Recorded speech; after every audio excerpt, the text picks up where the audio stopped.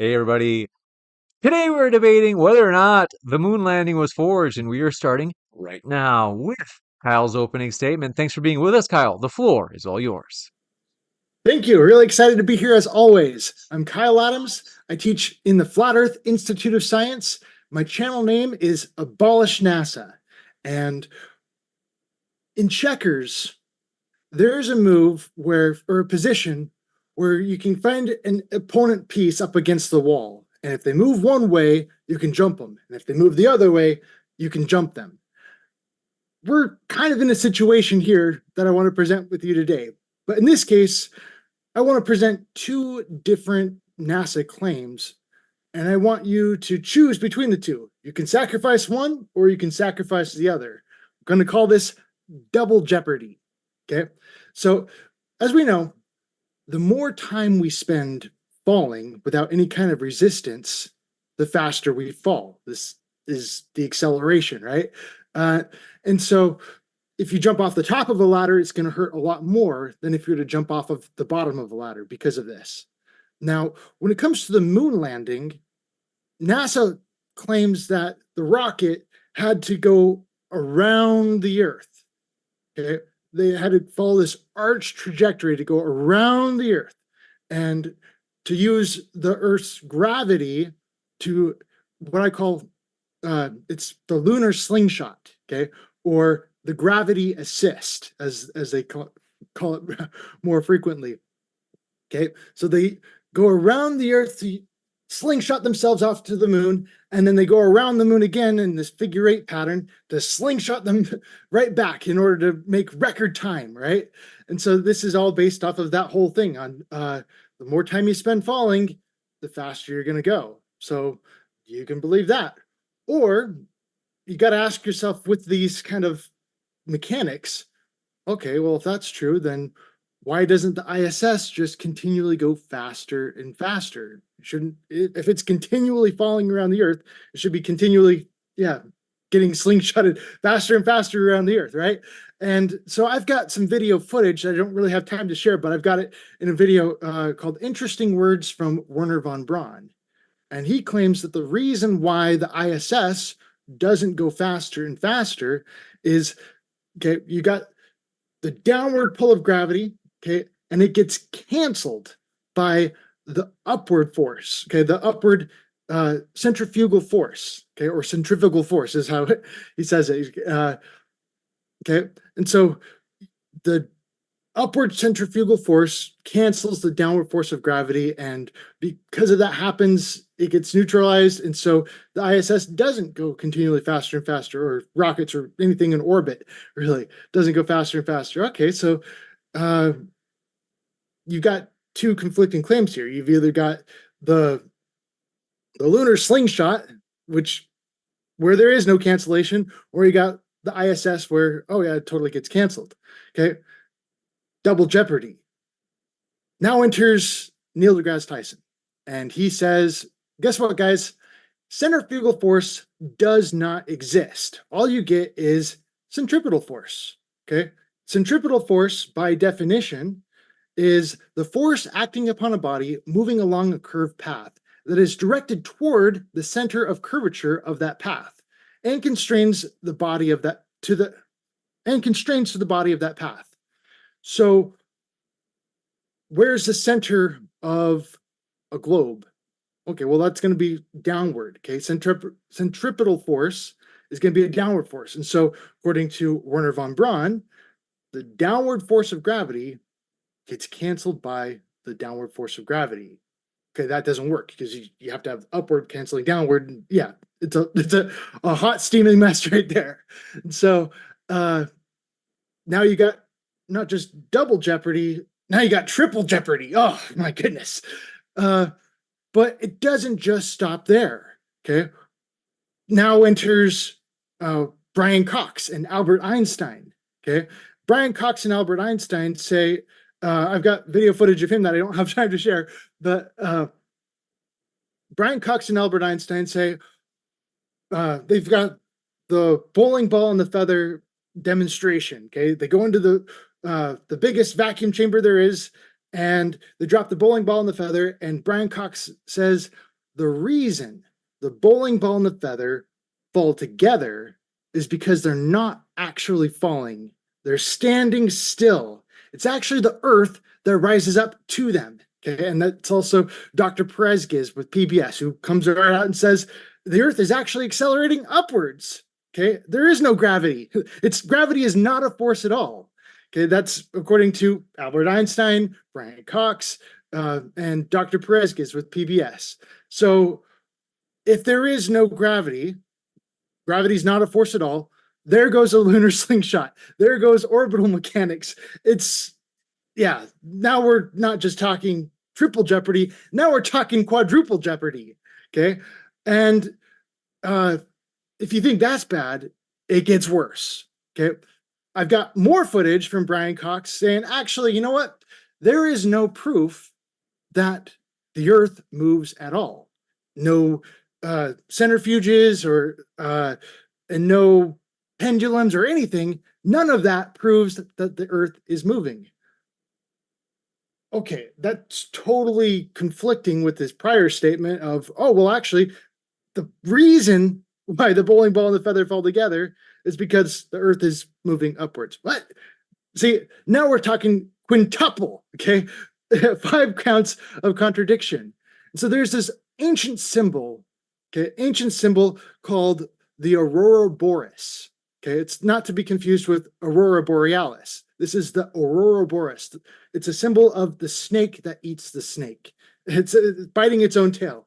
Okay, and it's often a sign of infinity. Okay, but in this case, whenever you watch a snake that eats its own tail, that snake dies. So this is just eternal contradiction. Okay, when you say one lie, you gotta say another one to cover that one up, and it's just kind of one eternal round of death. And so, yeah, so it's up to you. Choose what you want to sacrifice, because you've got contradicting claims left and right here. And how am I on time? Perfect. Okay, so I don't know if you've seen the movie Fly Me to the Moon. I thought it was a great movie. I loved it. There's a lot to it. And one of the things I really enjoy about it is how they really set the stage when it comes to the time period of what was going on during the time of Apollo 11. And one of the big key features is, or one of the major quotes that I really liked from the movie was, "This is what happens when you work for Nixon, who was the president during the time of Apollo 11." And during that time, we can't just say, "Oh, well, it's that president," and it doesn't all just fall on one president. Okay, there's a lot to it. There's a lot more background story, and a lot of that background story we have to think about the other events that were going on in the world at that time. One of those big events was the Vietnam War. The Vietnam War had a lot going on there. Okay, and this was a war that no one wanted to be a part of, and we didn't want to go fight it. And when they couldn't recruit anyone to go and fight in the Vietnam War, they implemented the draft, and we're going to force you to go to war. Go to war or go to jail. That was the whole saying there. And you can imagine what that's going to do to morale. Now, when people start going out to war and coming back fighting, people start bringing back the bodies, and people just are dying. Yeah, it's not going to do very much for morale. People really hated this war, and it gets so bad, okay, that you get something called Operation Dewey Canyon. Okay, these are like my heroes right here in Operation Dewey Canyon. Okay, where you get people coming back from Vietnam, and they were so angry about ever having to go that these people are being awarded medals of honor. Okay, tons of like Army medals for their service in Vietnam, and they are throwing their medals right back at the Capitol. Okay, throwing their medals at the Capitol and spitting, saying, "I never wanted these medals. I never wanted any of that."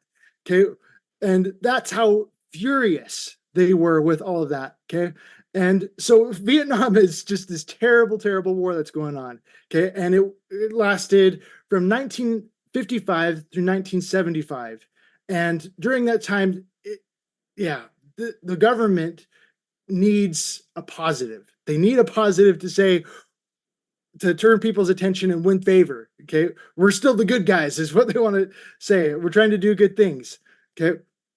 And so they got to say something crazy, something wild, something big.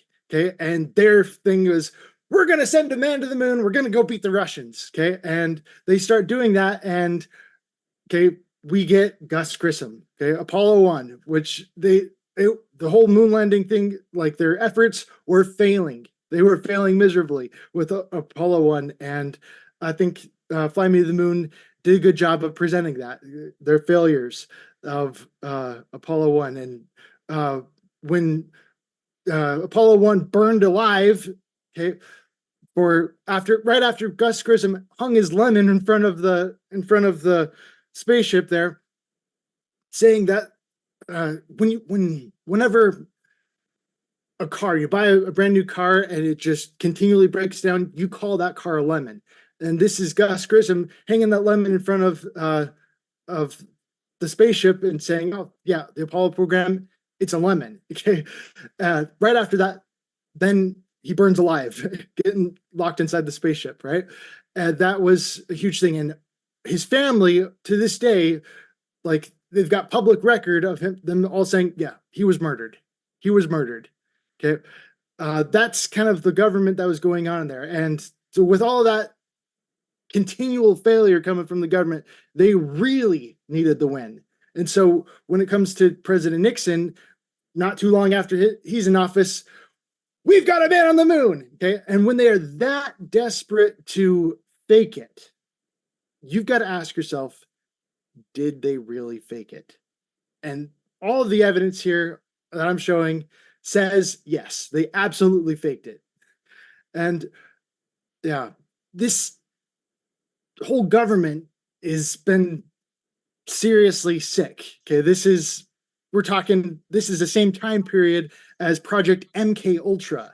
Okay, and the survivors of MK Ultra say that that whole program took place at NASA headquarters. Okay, this is Kathy O'Brien who says this. That's pretty strong and powerful. Okay, this is the kind of corrupt government we're dealing with here. That, yeah, it's very twisted and it's really sad. And yeah, stuff like this makes you wonder, like, why do you even, if it's so bad, why do you even continue to live in the United States? And I like the whole Batman situation where, well, you can either leave it and just abandon it, or you can stay here and try to make it better. And I like to say, we are the salt of the earth. We are here to enrich it and make it better. And that's what I'm trying to do. So thank you for your time. Thank you very much for that opening, Kyle. We are going to kick it over to Ammon's opening as well. I want to say just a couple of quick housekeeping things. Folks, first, if this is your first time here at Modern Day Debate, we are striving to provide a neutral platform so that everybody has their chance to make their case on a level playing field. Hit subscribe so you don't miss out on any upcoming debates. We are going to kick it over to ADHD Projects. Thanks for being with us. The floor is all yours. Okay, I want to share my screen. Can I share that one? You bet. Share. Ready for you. Okay, let me know when you can see that.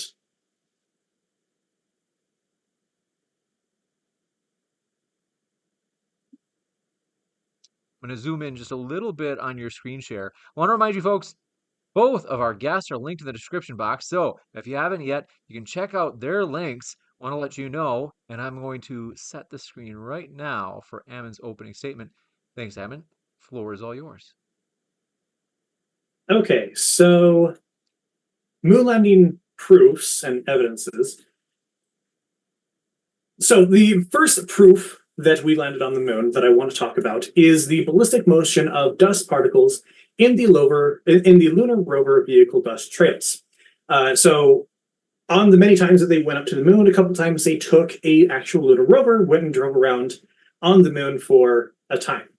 Now, looking at the analysis of the trajectory that the dust particles made, so this is Hisunwen Hesu and Mihaly Porani, I apologize if I got this wrong, of the University of Colorado in Boulder, Colorado, they went and tracked the dust particles, and they plotted their motions through the frame. And they, so this graph here over on the right is those particles. The blue squares are the actual tracked particles. Their X, this is actually their Z as opposed to their X in the frame. So as they arced through the frame. The blue is what they tracked. The green dotted lines that are these two lower ones, I don't know if you can see, it's a little hard. They're kind of tracked in right here. These are the two expected ranges if these particles were on Earth based off of their size. So they're going from the size 100 nanometers to 200 nanometers. This is their guessed trajectory if this was filmed on Earth. The two lines that are black, they're the what they would have guessed if they were in Earth's or Moon's atmosphere with Moon's gravity. And we can see that these dust trails that are taken in these videos follow the expected trajectory that we would expect had they been on the Moon. Meaning that it would be impossible to film the Lunar Grand Prix here on Earth. You would have to have two things. One, you'd have to have a vacuum that is big enough for them to drive several hundred meters that they do in that video.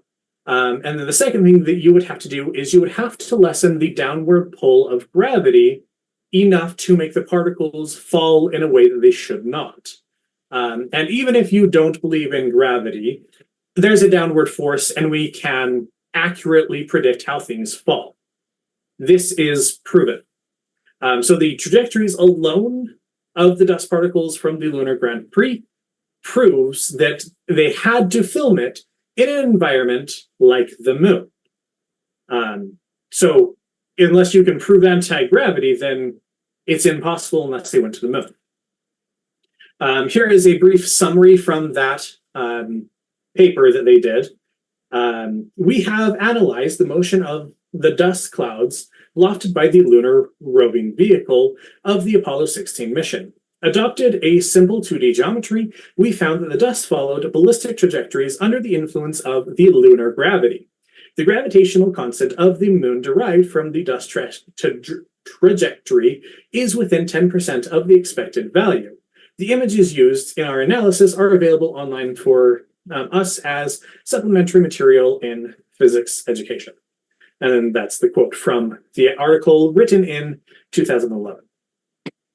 All right, next proof is the retro reflectors. Whenever I bring this up, whoever I'm talking to, the moon landing deniers, will say, well, we've been bouncing lasers off of the moon for a long time, which is true. So these retro reflectors, what they are they're a certain shape structure that will bounce light back directly at the same angle that it's received. Think of it kind of like the glowing part of the vest when you're biking. Those reflect the light directly back to where the light is coming from. So it doesn't matter if you're at a really wide angle or if you're coming dead on, that light will reflect directly back at you. Now, we've been bouncing lasers off the moon for a long time, longer than the Apollo missions. However, we can tell a difference between between a laser fire that hits one of these retroreflectors and one that just hits the moon. The light that just hits the moon and bounces back is greatly diffused and not as strong. The light that hits these retroreflectors, it comes back at the perfect angle and is much stronger than if it had not hit one of these retroreflectors. So there's something up there that we're hitting with the laser somehow. How it got there, your guess is as good as mine, but the claim is that we brought it up there when we landed on the moon. Another proof is that there are hundreds of different photos of the Earth. There isn't just one. I put up here one of the most famous ones called the 1972 Blue Marble. This is a singular photo taken on Ektachrome film. When we look at this Ektachrome film, there are no tampering. You don't see any signs of tampering with film, which is impossible to tamper with film without leaving behind evidences that you have done so. Even today, we can't tamper film directly. We have to scan it into the computer, and then we can tamper with it. So we have the actual film that they used. And then the film, it was taken, it's like 4K, the equivalent of 4K today, which means that we can blow those images up really, really, really big. And there is no visible brush strokes or any visible problems with the pictures of the Earth from these photos. And with all of these hundreds of photos, we can compare them to the time that they were taken to the actual weather patterns of the day and time that it was taken, and they all match. Which, if it were a matte painting, would have been incredibly difficult. Another is impossible perspective shifts. Now it's about 30 seconds of the lunar lander returning back to the lunar module, the orbital module. Now what's happening is we see the lunar lander from very far away. Super far, you can't really resolve it very well, and we have a continuous shot as it's coming closer and closer. So if this is a miniature, that miniature would have to be fairly big in order to get it far enough out and then pull it in to have it come into frame so you can resolve the little details. Another problem with this is you can see that the moon in the background is moving. This is not moving like a matte painting. There is perspective shifts on these craters as they go. As they're orbiting around the moon, the perspective shifts on these craters. It means that it's not a matte painting. And this video was sped up. It's like I think it's like 10 minutes that it goes from here all the way up to where it actually docks. So that is a very long time for the moon in the background to be spinning.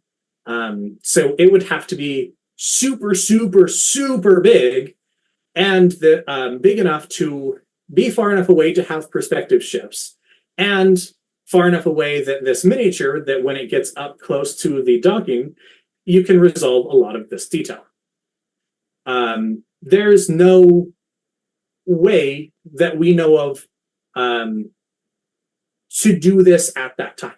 They would have had to have something the size of the moon and something the size of the lunar orbiter in order to get a shot like this. That's how it goes. That's it for my presentation. I don't really have anything more, so I am good to go on to the discussion portion. So let me go ahead and stop this share. You got it. Thank you very much for that opening as well. Just a couple other housekeeping things. Folks, want to let you know, in the live chat right now, there is a pre-debate poll that I started during the first opening statement asking where you stand on this topic here at Modern Day Debate on YouTube. Check that poll out. Get your votes in. We'll also do a post-debate poll on your opinion on tonight's topic. We're going to jump into the open dialogue. I want to say one last thing before we do. Q&A is at the end. If you happen to have a question, feel free to submit them here at Modern Day Debate on YouTube. You can do that either via tagging me with @ModernDayDebate in the live chat, or if you use a super chat, that bumps your question to the top of the list. With that, thank you very much. ADHD Projects and Kyle, the floor is all yours for open dialogue.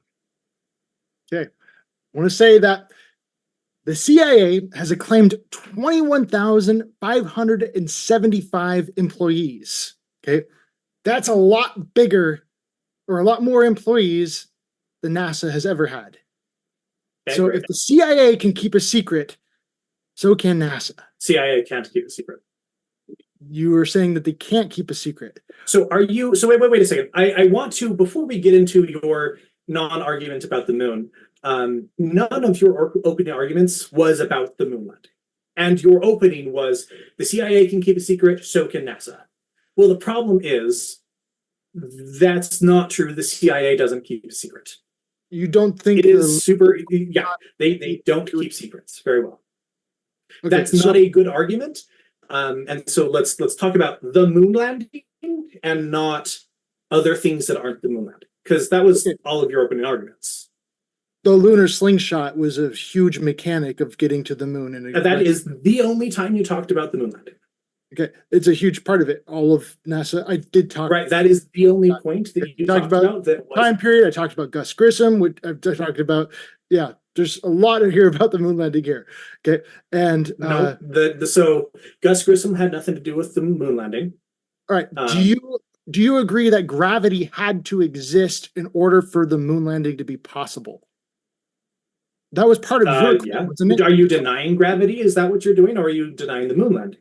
I'm letting you choose what you want to believe here. Part of my proof was gravity, so obviously you know where I stand on gravity. Okay, so yeah, that was part of your argument here was with the dust flying, you have to have gravity in there. So you're choosing to sacrifice Brian Cox there. Okay, so what about Brian Cox am I sacrificing? Since you don't want to talk about the moon landing, you want to talk about gravity. Well, in order for the moon landing to happen, you have to have gravity, right? And so Brian Cox says gravity is not a force. Okay. Right? Actually, the Earth accelerating. So gravity isn't a force, you are correct, but there is a force exuded on things due to gravity. That is why we say the force due to gravity. We don't say gravity is a force. We haven't for a long time because we understand gravity better. So gravity is never a force. There is, however, a downwards force due to gravity. Okay, so there's a. So would you like to talk about the moon landing, or do you want to talk about gravity? That's part of the moon landing here. Okay, so according to Brian Cox, the bowling ball and the feather, there was no force acting on them at all. Okay, Great. They were standing still. Those are his words. Cox. No force acting on them at all. They are standing still. Okay, they are standing still. It's so I don't subscribe to whatever Brian Cox said. I don't know what he said. You just stated. No. See, this is why I wanted to talk about the moon landing instead of whatever you want to talk about. So do you want to talk about the moon landing, or do you want to go down the gravity thing where you are trying to deny gravity? Well, are you wanting to deny gravity? There's a huge contradiction here. There's a huge contradiction. There's Albert Einstein. Are you wanting to deny gravity, yes or no? Am I trying to Brian Cox doesn't contradict Einstein. That's because he's quoting Einstein. That's his whole thing with relativity there. Einstein and Brian Cox are all on the same team, which is totally opposing. Okay, and then so where's the contradiction? If you believe in Brian Cox, then you don't believe in the moon landing. That's pretty much what this boils down to. That's absolutely not true. Brian Cox, what he says about gravity doesn't go against the moon landing. It absolutely goes against the moon landing because if you think there's no gravity, then there's no lunar. No. Brian Cox never said there's no gravity. Don't lie. If you are saying that Brian Cox says there's no gravity, you are lying. Okay, Albert Einstein. Do you want to say that Brian Cox is saying that gravity doesn't exist? No. So Brian Cox is saying gravity doesn't exist. So did Brian Cox say gravity doesn't exist, or did he say gravity isn't a force? Which one? Okay, Brian Cox said gravity is not a force. If you dive in further into great. So everyone agrees with Brian Cox. Gravity is not a force. Gravity is not a force. Okay, that's correct. Yeah. All of science agrees with that. It's a fictitious gravity is not a force. It's not a fictitious force. That's Albert Einstein. It exerts a force. If I get hit by a truck, did I get hit by the force of truck? Or did I get hit by the did I get injured because the force of truck, or did I get hit, or did I get injured because of the force that the truck exuded on me? Because forces aren't the things that cause them. Gravity causes a downward force. Gravity in itself is not a force. Electricity is not a force. It presents a charge, electricity presents a charge that does have a force. Electricity itself is not a force. Gravity itself is not a force. Okay, do you agree with Brian Cox when he said the bowling ball and the feather were standing still? They were not actually falling. So I would have to see the context, because that doesn't make sense to me. It sounds like you're taking him out of context. If you're trying to say that someone said that the Earth, if you're trying to say that a scientist said that the Earth is rushing up to meet those, that's not really what's going on. I don't agree with that. Just Google Brian Cox bowling ball and feather. It's your claim. You have to present the evidence to your claim. Okay, I've got the video right here. If you want me to do your legwork, then we're just going to go with me, because you're not going to present the claim. I've got it right here, and so if I can present. Okay, so let's share screen. Okay. Isaac. Okay. Okay, so let's share screen. More.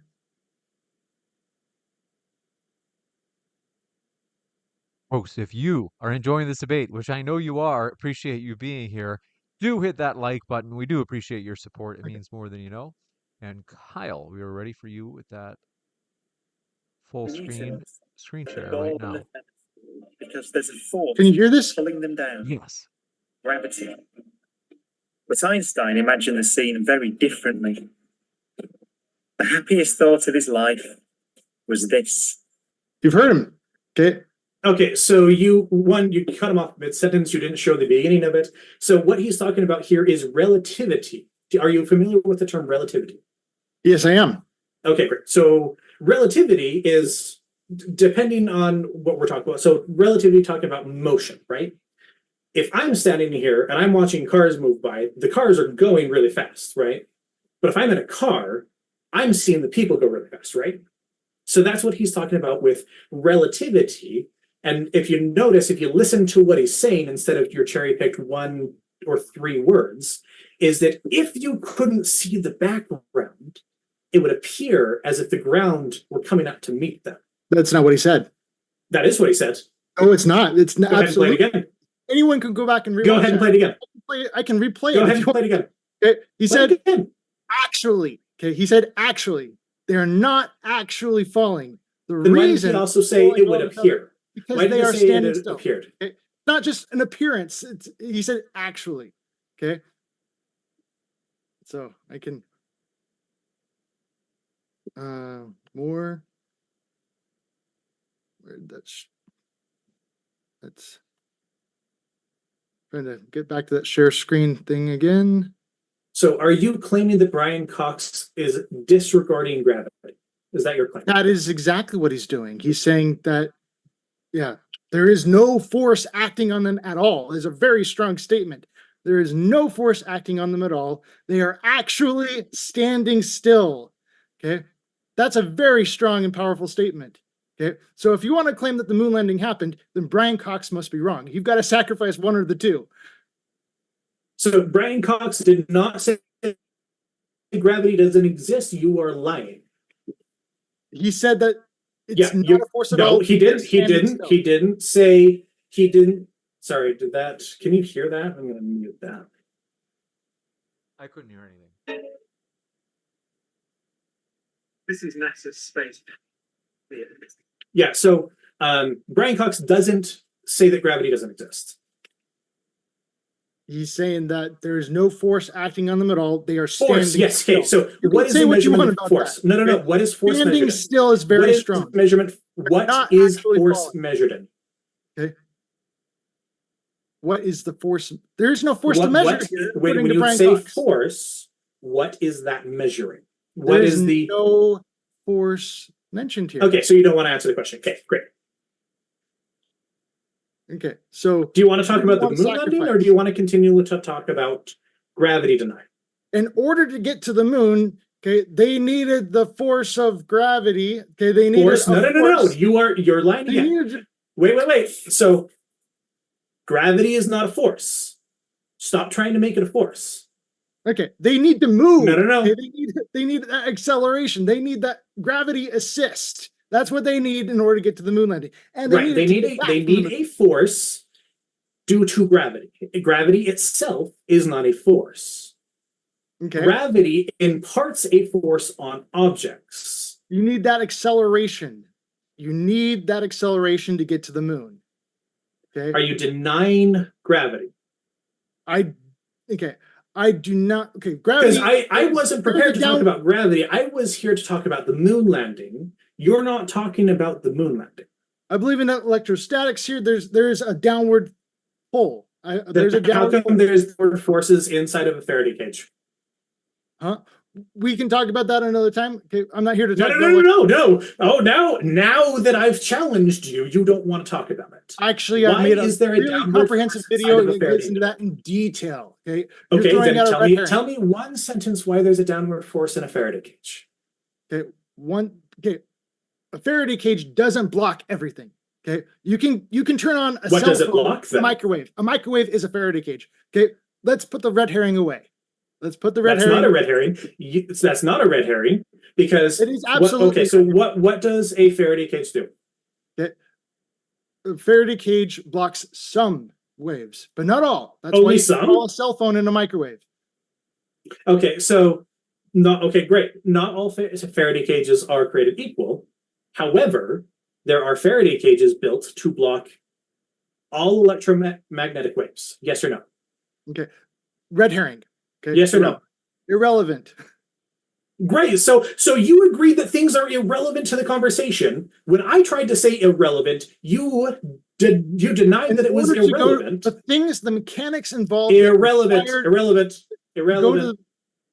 order to go to the moon. So I'm not going to talk about gravity anymore. I've decided it's irrelevant.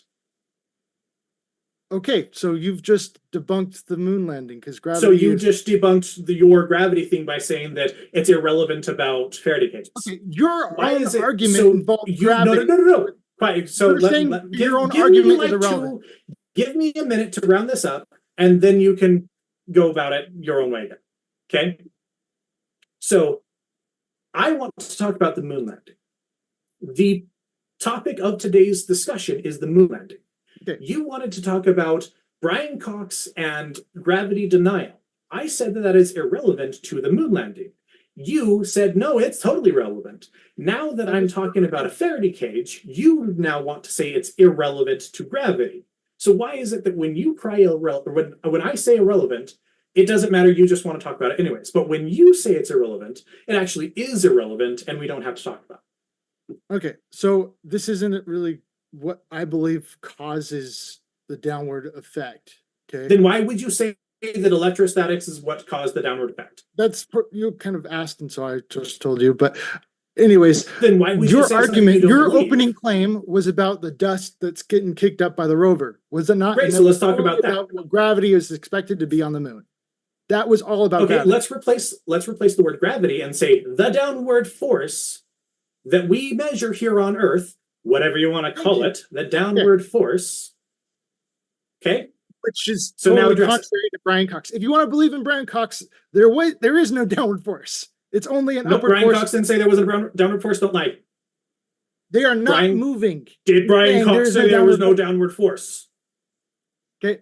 They are not moving. They are standing still. Is directly saying there is no downward force. It's a yes or no question. Did Brian Cox say there was no downward force? Not in those word for word thing. Okay, so it's there. The answer was no. The answer was no. Okay. He did say that in other words. He said that in other words. Okay, no, impasse. Impasse. No, he didn't. Impasse. Okay, so can we talk about the dust now? We've been talking about the dust. No, we have not. Absolutely not. We have been talking about the dust. It's either you want to believe in it. Now you're trying. Whatever point you had, ADHD projects. Okay, I want to talk about the dust. I want to talk about the dust since he doesn't want to. Okay, you agree that you can change the speed at which dust flies by all right. So changing the frame rate of the film. Say that again. You agree that you can change the speed at which dust flies by changing the frame rate of the film? No, not like this. No. Okay. Mr. Sensible specifically brought this up a while back. I had this conversation with him, and there's a couple things that you can do to change the trajectory of dust. Okay, one is to make it wet. Speeding up the frame rate does not change its trajectory. It changes the speed. That's what I said. And this doesn't take into account any speed. And changing it, that was one of his things. Is it takes a longer time to fall. Okay, was with the dust. Now, when it comes to the trajectory of the dust, okay, you got to look at. There's a number of things. Okay, the content of the dirt that's flying. Okay, depending on what that consists of, the dirt, that can change trajectory. Okay, the other thing would be the thing that's launching the dirt. Okay, in this case would be those really funky wheels on. Okay, so did you know? So let's talk about the wheels. This takes into account the rotation of the wheels. This takes into account the So rotation. I didn't put it here, but the article itself takes into account the rotation of the wheels per frame that was measured. Okay. Okay. Do you And have so any that footage of those wheels running around anywhere on Earth to compare it to? that's not what we're talking about. We're talking about the trajectory based off of whether it's here on Earth or it's on the moon. Okay. And you don't have Things any will footage to compare to things Earth. will fall differently here on Earth than they do on the moon. Okay, that's We a don't have claim to that's see- unsubstantiated because you don't have any footage to compare to. That's not an unsubstantiated claim, dude. It's an absolute, when you don't have any footage to compare it to, that is what an unsubstantiated claim is. You're just saying it is, and you have nothing to back it up. That's it. Okay, so what are you expecting to change? Okay, what is the expected change? So what is happening is we're seeing something fall. Okay, we're actually seeing it go up, and then we're seeing it arc. Okay, now we know based on Earth, we can take anything and make a projection of how that's going to fly through the air. We do it all of the time with extreme accuracy based off of the gravitational constant. If you want to say not gravity, it's magic. Based off of the constant of the downwards force and the air going around, we can guess that trajectory. Okay, the green line is the guessed trajectory on Earth. The black line is the guessed trajectory on the moon.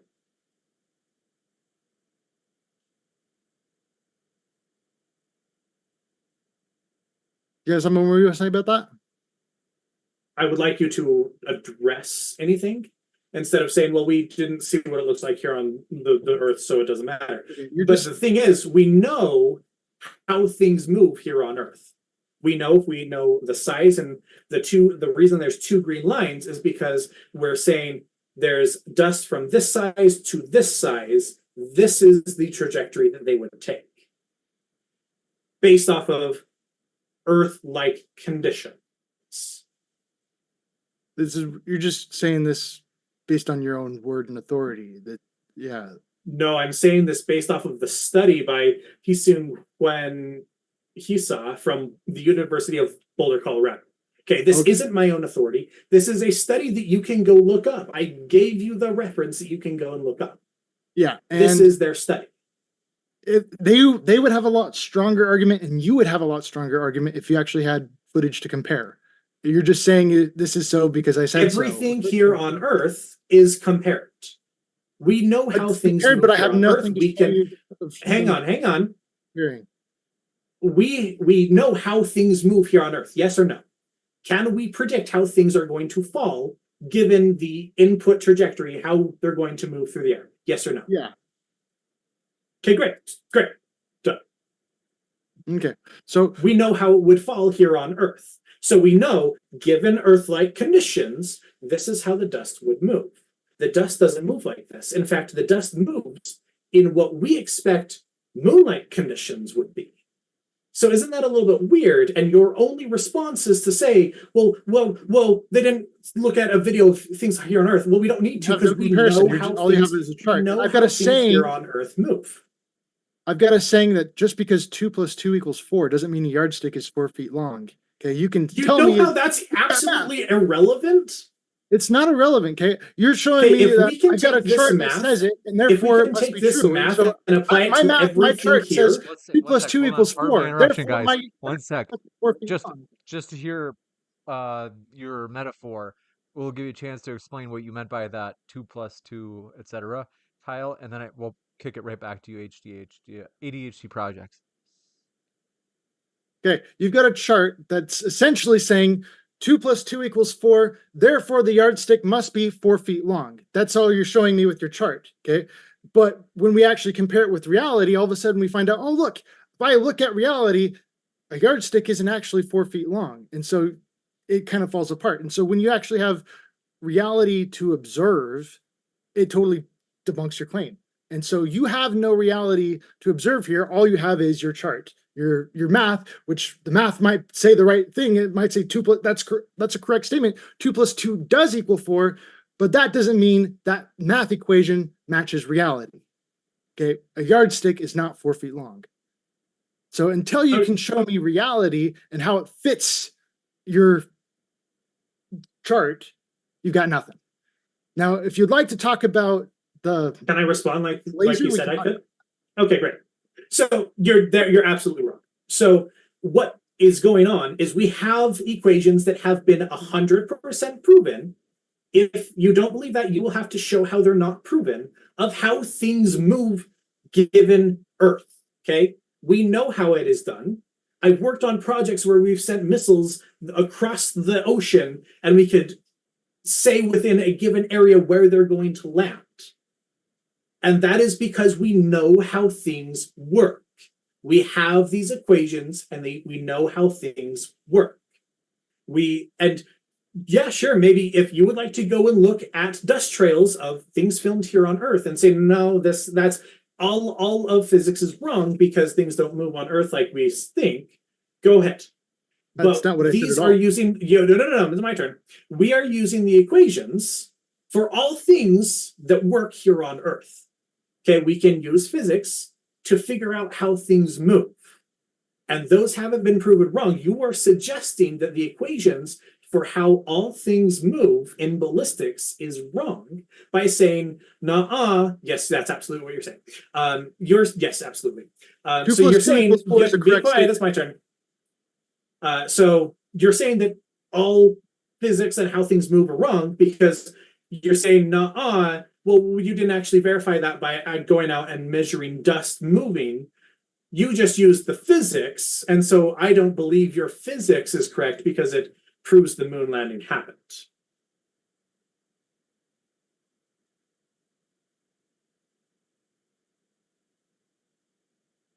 You can't have it both ways. Double jeopardy, dude.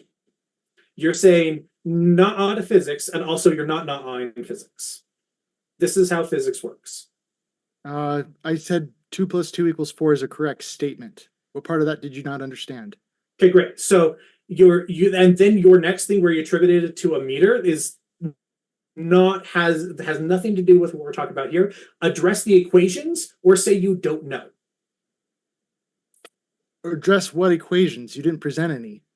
So any of the equations that test how things move. Would you like me to pull up the equations used in this study? You didn't. Would you like me to pull up the equations in this study for you to debunk? Okay, I already said 2 plus. Would you like me to pull up the equations in the study for you to debunk, or are you not? Do you not want to do that? I said 2 plus 2 equals 4 is a correct statement. So if you want to tell me correct math equations, okay, this isn't about 2 plus 2. I'm talking about the equations used here to show how the dust particles move. Do you address those equations, or do you want to go on your made up whatever? Okay, you're the one because 2 plus 2 has nothing to do with this. That is a non sequitur. Okay, that's a formula. You can tell me correct formulas, but you need reality to compare it to. So where this is backed up by all of physics because we have done this and we've tested to make sure that those equations for how ballistics move, we have verified them. These are verified equations. You should have lots of footage. It's really easy to produce that. Would you like me to pull up the equations for you to look at? Okay. I don't want to see a math equation. I want to see no. Okay, great. Equation match. Then why are you trying to say nah to the equations? You don't even know the equations. You're trying to say no, those equations aren't correct. I want to see the equation match reality. 2 plus 2 is right. So when we apply these are the same exact equations that we have always applied to ballistics. Would you like me to pull them up or no? Okay, because we have verified that these equations.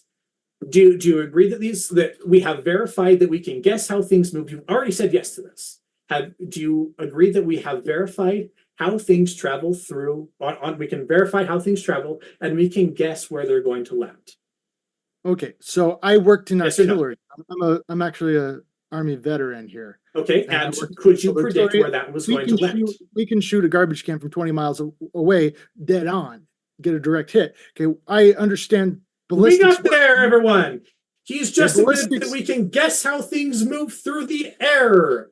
Okay, now applying That's those completely equations. different from the moon landing. Okay, me hitting a garbage Ow. can 20 miles away is a completely different thing than the moon landing. Ow. Okay, how is it a different? Well, maybe it's not so different if the moon landing happened here on Earth. So remember the claim. Let me recontextualize the claim. We have used the equations, the exact, I don't know the exact same equations, very similar equations to you shooting artillery and being able to hit a bucket at 20 miles. Okay, we're applying those very similar equations, and we're saying if we shoot, now bear in mind I'm going to scale this up to artillery. If we shoot artillery here on Earth, it's going to land in that bucket. However, if we shoot artillery in the moon, it's going to hit a bucket way far out that way. Okay. Now it's that same concept, how you could guess where that our shell is going to land given the artillery. It's that same exact concept, scaled down to dusts. Okay. We can guess how that dust moves based off of our knowledge here on Earth, based off of the equations, based off of the measurements, based on testing to make sure that those measurements are accurate, because we've tested those measurements, you've tested those measurements to make sure that they're accurate here on Earth. And then we've applied all of the things that matter here on Earth to the numbers on the moon and said, on Earth, it should hit this bucket. On the moon, it should hit this bucket. In this video, it hit that second bucket, not the Earth bucket, the moon bucket. Does that make sense to you? Okay. Does that make sense? I don't know. You're kind of. Well, so what doesn't make sense there? You kind of gobbled it up, so I don't know. So I'm just kind of thinking here to myself. I'm like thinking about baking soda. Okay, baking soda, a white powdery substance. Okay, if it's dry, it's gonna fall slower than if it's wet. Okay, you've got two different forms, and depending on what that is made up of, it's going to change the rate at which it falls. Okay, it's also going to change the trajectory of how high it's going to go. So to clarify, both of these equations are done under vacuum environments. That's nice. Okay, great. So your own video shows that things fall at the same rate in a vacuum. So it doesn't matter the size. Brian Cox says that they don't fall at all in a vacuum. Okay, that's a non sequitur. Your video showed, I don't care what someone said, your video showed things falling at the same rate in a vacuum. Yes or no? I'm glad you disagree with Brian Cox. Great. A non sequitur, your video showed things falling at the same rate in a vacuum. Yes or no? I agree. Thank you. Okay, great. So you agree that this proves that moon landing happened. Great, thank you. No, I actually. We can move on. A lot of proof of. You said you agreed, so you didn't clarify what you agreed to. Oh, I wanted to play games. Fell in a vacuum. You wanted to play games. I don't exactly think that they fell at the same rate. I think there's a lot of evidence that Brian Cox faked the whole video, but okay. It's a whole story. Whole other story. You think he faked the video and you're using it as proof? Do you know how disingenuous this is? Okay, this is. Oh my gosh! You think I'm sure Brian I'm just Cox telling is you, a liar, and you're trying to use him as that they proof? That's amazing. Don't ever use Brian Cox on me again because you think he's a liar. I present a lot of information that I don't believe. We're moving on. We're moving on. Great. You think Brian Cox is a liar? Everything you said about that is no longer void because you think that he lied. We're done with that. We can move on to your point. I don't agree with Brian Cox at all, except for the part. We can move on to your point. You think he lied. Says that there's no proof of movement at all. Okay, so everything you said about gravity is now null and void because you think that he faked that experiment. Gravity. We can move on to your point. Go ahead and bring up a point. Let's talk about it. Oh, that's a major straw man. You said he lied. You said that he did you yes or no say that he faked the video? I said he faked the video, yeah. But that doesn't disprove anything I said. Not a straw man. Not a straw man. Thank you. We can move on. Go ahead and make a point. We'll talk about your point now. My point about okay, we can talk about whatever. We've moved on from this point. Your argument on gravity is now invalid because you think that your proof against gravity was fake. My proof against gravity. Okay, yes, I don't. Your believe proof against gravity was Brian Cox said a thing based off of his own experiment that he faked. Yeah, I don't agree with Brian Cox's statement there that things don't actually fall. I don't agree with that at all. It doesn't matter. You think he faked the experiment, so yeah, So So Right. what? So now the things that My- you're saying my based entire off of argument is that not experiment on- is now null and void because you think it's fake. My argument. I don't trust David Weiss because he lies about things, so I'm not going to take anything that he says as proof against the flat You Earth. said something about you believe he lies about. Did I hear that correctly? That David Weiss lies? Yes. You agree that Brian Cox lies about things? David Weiss? Yes. Well, where he come from? Where are you talking about him? It was an example. So my example is David Weiss lies. I wouldn't then use something that he's lied about as proof against the flat Earth. So why would you try and say, well, Brian Cox, he lies about this, but what he said goes against you, so therefore I'm still going to use it because even though he lied. So why would you try and use something that he lied about as proof against something that you don't believe in? You acknowledge that Brian Cox lied. No. Okay, You said he lied. Yeah. Then why would you use him lying as proof on anything? If you believe he's lying, why would you use it as proof? Well, it's not about what I believe, it's about what you believe. Do you believe he lied? Because you got to choose between one or the other. Okay, NASA will say both things. I'm telling you, they are the snake. I don't have any opinion on Brian Cox in the slightest. It's not about my... Oh, sorry, say that again. I got to hear that really carefully. I don't have any opinion on Brian Cox in the slightest. Okay, no opinions on that at all. Okay, so my whole thing was showing the snake that eats your its whole own thing tail. was a lie. So So we're trying right. to take that away. Let's not look at that anymore. I'm not going to give any opinion on that. No, you were the one that thinks it was fake. Sacrifice that piece. You're the one that thinks that it's fake. Was it fake? Yes or no? The moon landing was absolutely faked. Brian Cox's experiment, was it fake? Yes or no? I believe that was faked. Yeah. Nonetheless, then why are you trying to use it as proof? Okay. No. Answer the question. Why are you trying to use it as proof? I never said it was proof. Then why did you bring it up at all? Because I'm showing the snake that eats its own tail. Okay, but you think that he lied, so... Yeah, it's because that's what the snake that eats its own tail does. I have a question. Do you think that no one else has ever tried the experiment that Brian Cox did? I've never seen anyone do that in a vacuum before. You've never seen anyone other than Brian Cox drop things in a vacuum? The bowling ball and the feather in a vacuum. I've never seen anything. It doesn't have to be a bowling ball and a feather. It can be I've seen other people drop things in a vacuum. Yeah, sure. Okay, great. So doesn't matter. What doesn't matter? Well, I brought up the fact that things fall at the same rate in a vacuum per your video on Brian Cox. You nodded that and said Brian Cox faked that video. Yet now we're talking about how other people have dropped things in vacuums. Okay. Okay, so let's try this. Let's back up. Do you agree that things fall at the same rate in a vacuum? Do I agree that things fall in the same rate? I'm not 100% convinced on that. Despite the evidence. Despite the evidence, like I said, I'm not convinced on that. So it's going to be no, I don't agree. Not until I'm convinced. So you're going to have to present some strong evidence to convince me on that one. So it's been shown lots of times things falling in a vacuum. Let's see. Let's go ahead. Drop. You agree with his claim that means they don't actually fall. I never said that I agree with that. No. So the demo that we're showing off. Sorry, that's kind of like fundamental when it comes to the whole moon landing itself, is whether or not you agree with that claim. And so whether or not you agree with that claim tells me whether or not fall. I don't believe that things don't fall. You don't believe that things don't fall. That's kind of a double negative. So you're saying that you correct. You do agree. I think things fall. Okay, right. Great. So that means Brian Cox was wrong. So that's the I piece think that you're cherry picking what Brian Cox did since you played 30 seconds of an entire video. I don't think I'm allowed to play the entire video on here. That's kind of like frowned upon.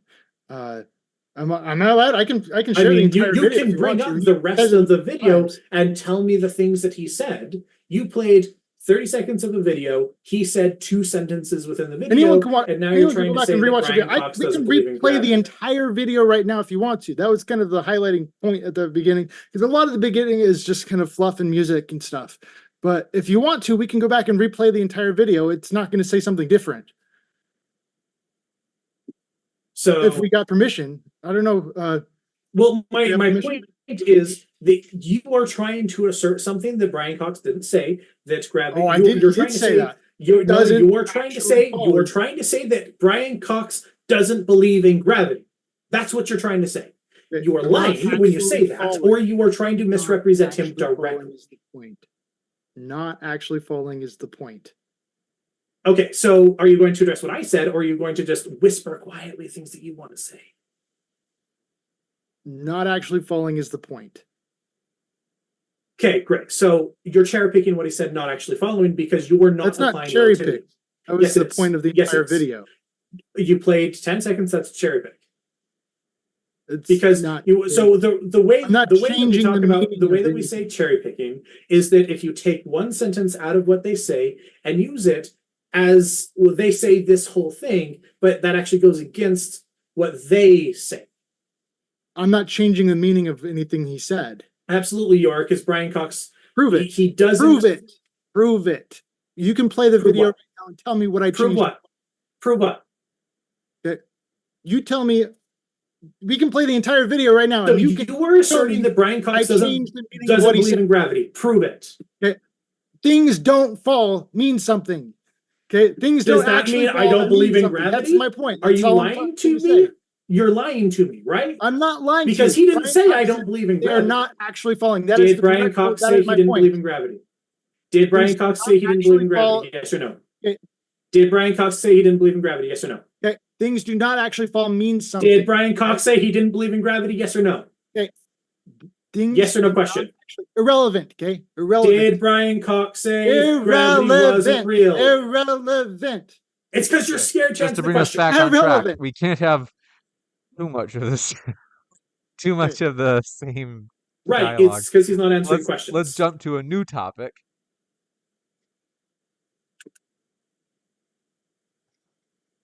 Kyle, do you have a topic that you would like to talk about?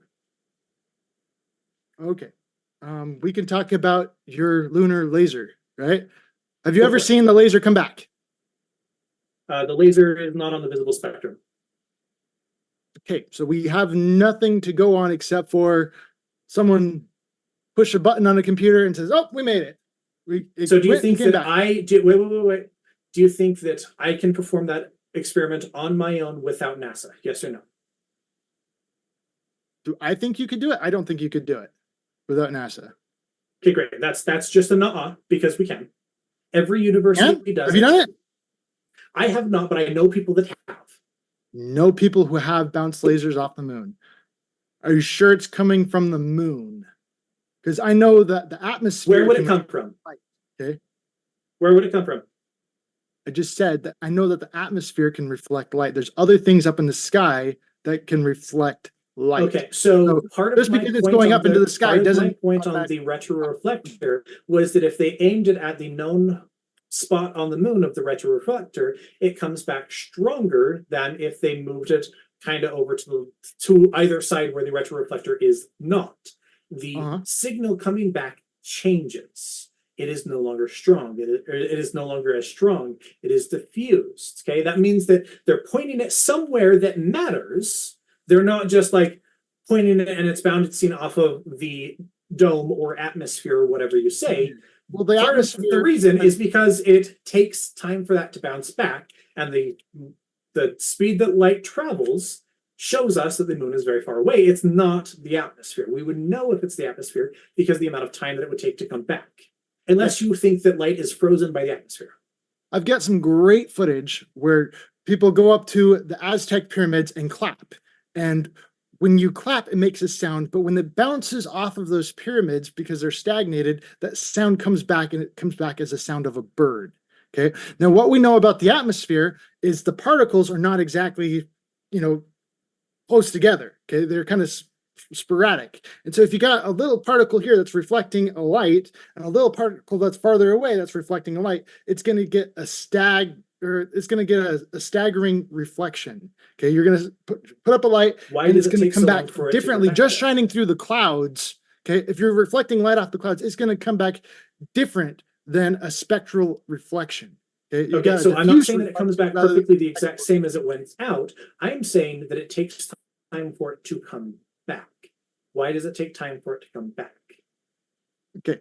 Why does it take time for it to come back? Why does it take an extended amount of time, the time that we would expect it to travel going to the moon and back? Okay. That's what this experiment is for, is we send out the laser, it bounces off the moon and it comes back, and we time how long it takes for it to come back. Okay, we start the timer when we send it out, and we stop the timer when it gets back. Okay. We know how fast light travels. Mm-hmm. If it were bouncing off of the atmosphere and coming back, it would take a whole lot less time than it does. So why does it take so much time for the light to come back? Why does it take so much time for it to come back? Is a great question, and I would like to see the footage of actually coming back, because all I've got right now is just computer pop-up saying, I push a button, oh look, it comes back. And that's all I've got is your word for it that it's actually happening. So you show me the footage of it actually happening. So no, okay. So the thing is, I know people that have done this themselves. I know people. I know a guy. Be quiet. Be quiet. Using equipment that they have made to do this.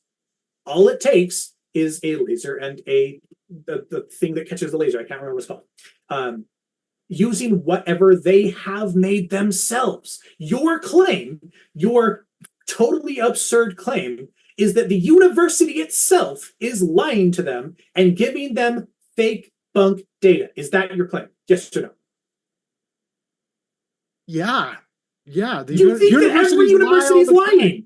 You think that every university is lying? It's not your claim is that every single university is lying to their physics students. Knowingly lying to them. Okay. Every university is not. Maybe not knowingly lying to them, and so they can be spreading this. So they're accidentally giving them data that doesn't make sense, even though that data is corroborated by their own equipment that they have made, that they can go in and look at. Okay, anyone or the people doing the experiment go and look at that data and look at how the equipment works. Look at the source code to see how it all works. Okay. If they're being fed bunk data, then that means someone that is doing the experiment is in on it. That is a whole lot of people to be in on it. Universities also started off by saying that all of NASA is in on it because they're keeping a secret, and all of the CIA can keep a secret. Yeah. So your umbrella of everyone that's in on it now goes to all of the university professors that perform this experiment. They're just telling you, repeating back to everyone else what the government says. They're doing it based off of their own information. They know how to do the test. They look at the equipment. Okay. A lot of them write the software themselves. Where are they getting the equipment from? Okay, I'm going to go buy They make it. That says, I push a button and the button can build their own equipment. Screen pops up saying, "Oh, yep, this is the." No. Yes or no? Can they build their own equipment? Do you think that they have that knowledge? Can they build their own equipment? Well, do they build their own equipment? I don't think they do in this case. You show me that they do build it themselves instead of ordering. So you show me that you don't. It is your claim that they're being fed bunk data. They are looking at all of the data that is coming in. They would know if being fed to them from NASA. The burden of proof rests with you to substantiate your own claim. I don't need exactly. The burden of proof rests on you to substantiate your claim. Your claim is they're being fed. Your claim is that they're being fed bunk data. Okay, so I don't need a reason not to believe. I need a reason to believe. No. So you're telling me Russell's teapot right now. Are they being fed bunk data? Are they being fed bunk data by NASA? Absolutely. That's the whole moon landing. Anyone. Are they being fed bunk data? That's a yes. What? The moon landing itself is bunk data. Okay, so when they're doing this experiment, are they being fed bunk data, yes or no? When they're doing this whole experiment, okay, I don't have enough information on this experiment. You haven't really presented much information. Great, then why would you make the claim that they're being fed bunk data? I present that as a possibility, a very strong possibility with a lot of evidence. Great, so what you can present without evidence can be dismissed just as easily. Speak for yourself. I mean, I've seen the evidence of it happening. Okay, just because I My can't see a cousin's laser with best my own friend's sister's eyes. half brother is not really No. a strong. Did I say who I knew that did this? You Or just are said, you oh, you making don't up even stuff? know Are you who did it. lying? Did you just said lie? someone did it. You just said lied someone again. did it. You just said someone did it. I know Exactly, someone. and I then know a you guy. made up I know your a guy. own straw man. Okay, this is called an exaggeration, a hyperbole. Okay, and so Is an exaggeration. I have lie? no idea. You just said I know a guy. Okay, Then why would you make up who it was? it's called. I okay. I never. Yeah, Said, you made it up. I You just made went it with up hyperbole. yourself. You Okay? lied. Hyperbole, You lied. exaggeration. So your argument to this whole thing is, nah, I didn't see the laser. I did not see the laser. You did not see the laser. Great. Who saw the laser? It's not on the visible hearing spectrum, crickets. so that is a non sequitur. It's okay. So no one saw the laser because it's not in the visible spectrum. Right. Okay. So there we go. therefore, that is a non sequitur. You saying who saw the laser is a non sequitur because Okay. So the laser. we're It's not shining an invisible light and no one's seeing it return. Okay. There we go. Argument resolved. Thank you. So nah. Yeah. Okay. Great. Nah. That's a nah from you. You have zero. You have zero reason to think that that is being debunked or that is bunk science. Yet, because it does not fit with your worldview, did you know? So let's change it a little bit away from the retroreflectors. Did you know that ham operators can bounce their own signals off the moon? Off the moon. Yep. Interesting. Ham radio operators can bounce their signals off the moon. It's called a moon bounce. Every ham, or not every, I would assume every ham radio operator, but that's an assumption. A lot of ham radio operators, people that I personally know, have done moon bounces, where they go and they bounce their signal off the moon.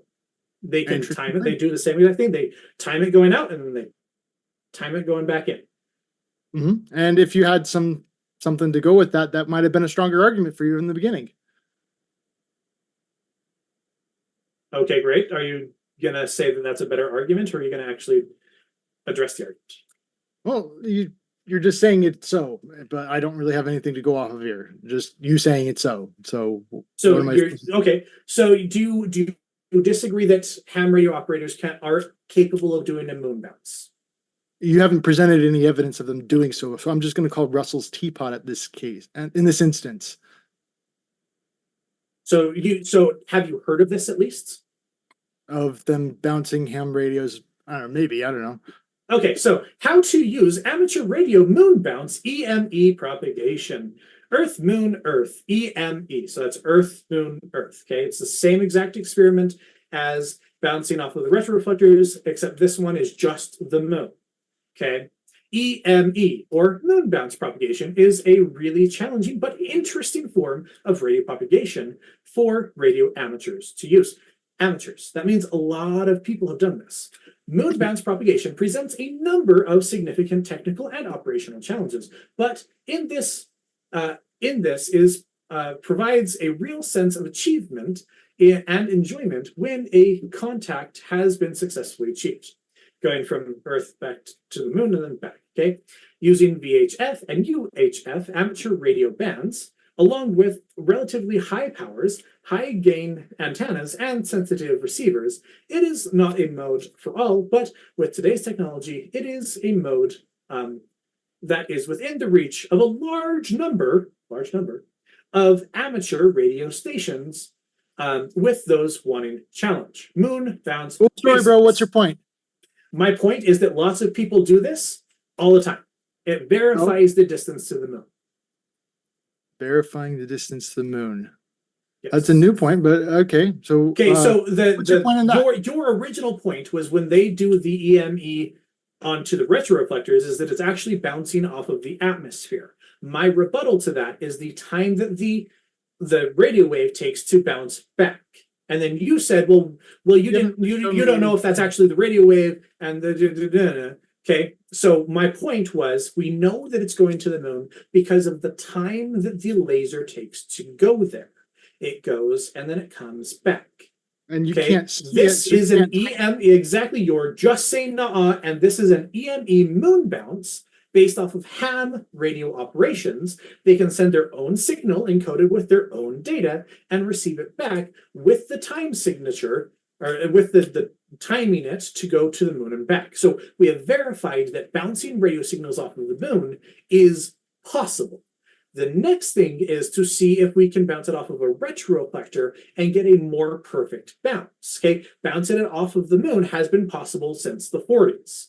Bouncing it off of a retroreflector has only been possible since we went to the moon. Okay, the moon, the EME moon bounce that all ham radio operators do. I don't want to say all, a lot of amateur ham radio operators do, because it's a lot of fun, is because they can send out their signal, time it, and have it come back to them and say, that's how far the moon is, we bounce it off the moon. If they tilt it so it doesn't hit the moon, they don't get their signal back. Okay. Okay. I'll bring this home. The reason I bring up the ham radio operators is because it shows that people do this. We have verified that the EMF, the frequency, goes out and it hits the moon. We know it hits the moon because if we point it in other directions, we don't get it back. And we know it's that far away because we time it going out. Now we can take the same concept and apply it to a really high-powered laser and shoot it at where we expect the retroreflector to be, and we'll get back a much stronger signal than these ham radio operators do. But if we move it off slightly, we get the same type of signal that the ham radio operators do. Okay, so you've said that we can shoot the moon and get a reflection without the reflector, and said we can do it with the reflector, but you haven't really presented any data or anything to show how the signal is different. We're getting the signal without the reflector. We're getting it with the reflector. It's different, but I can't. So wait, I have a question. Describe how it's different. What data have you brought Take up? my word for it. It's different.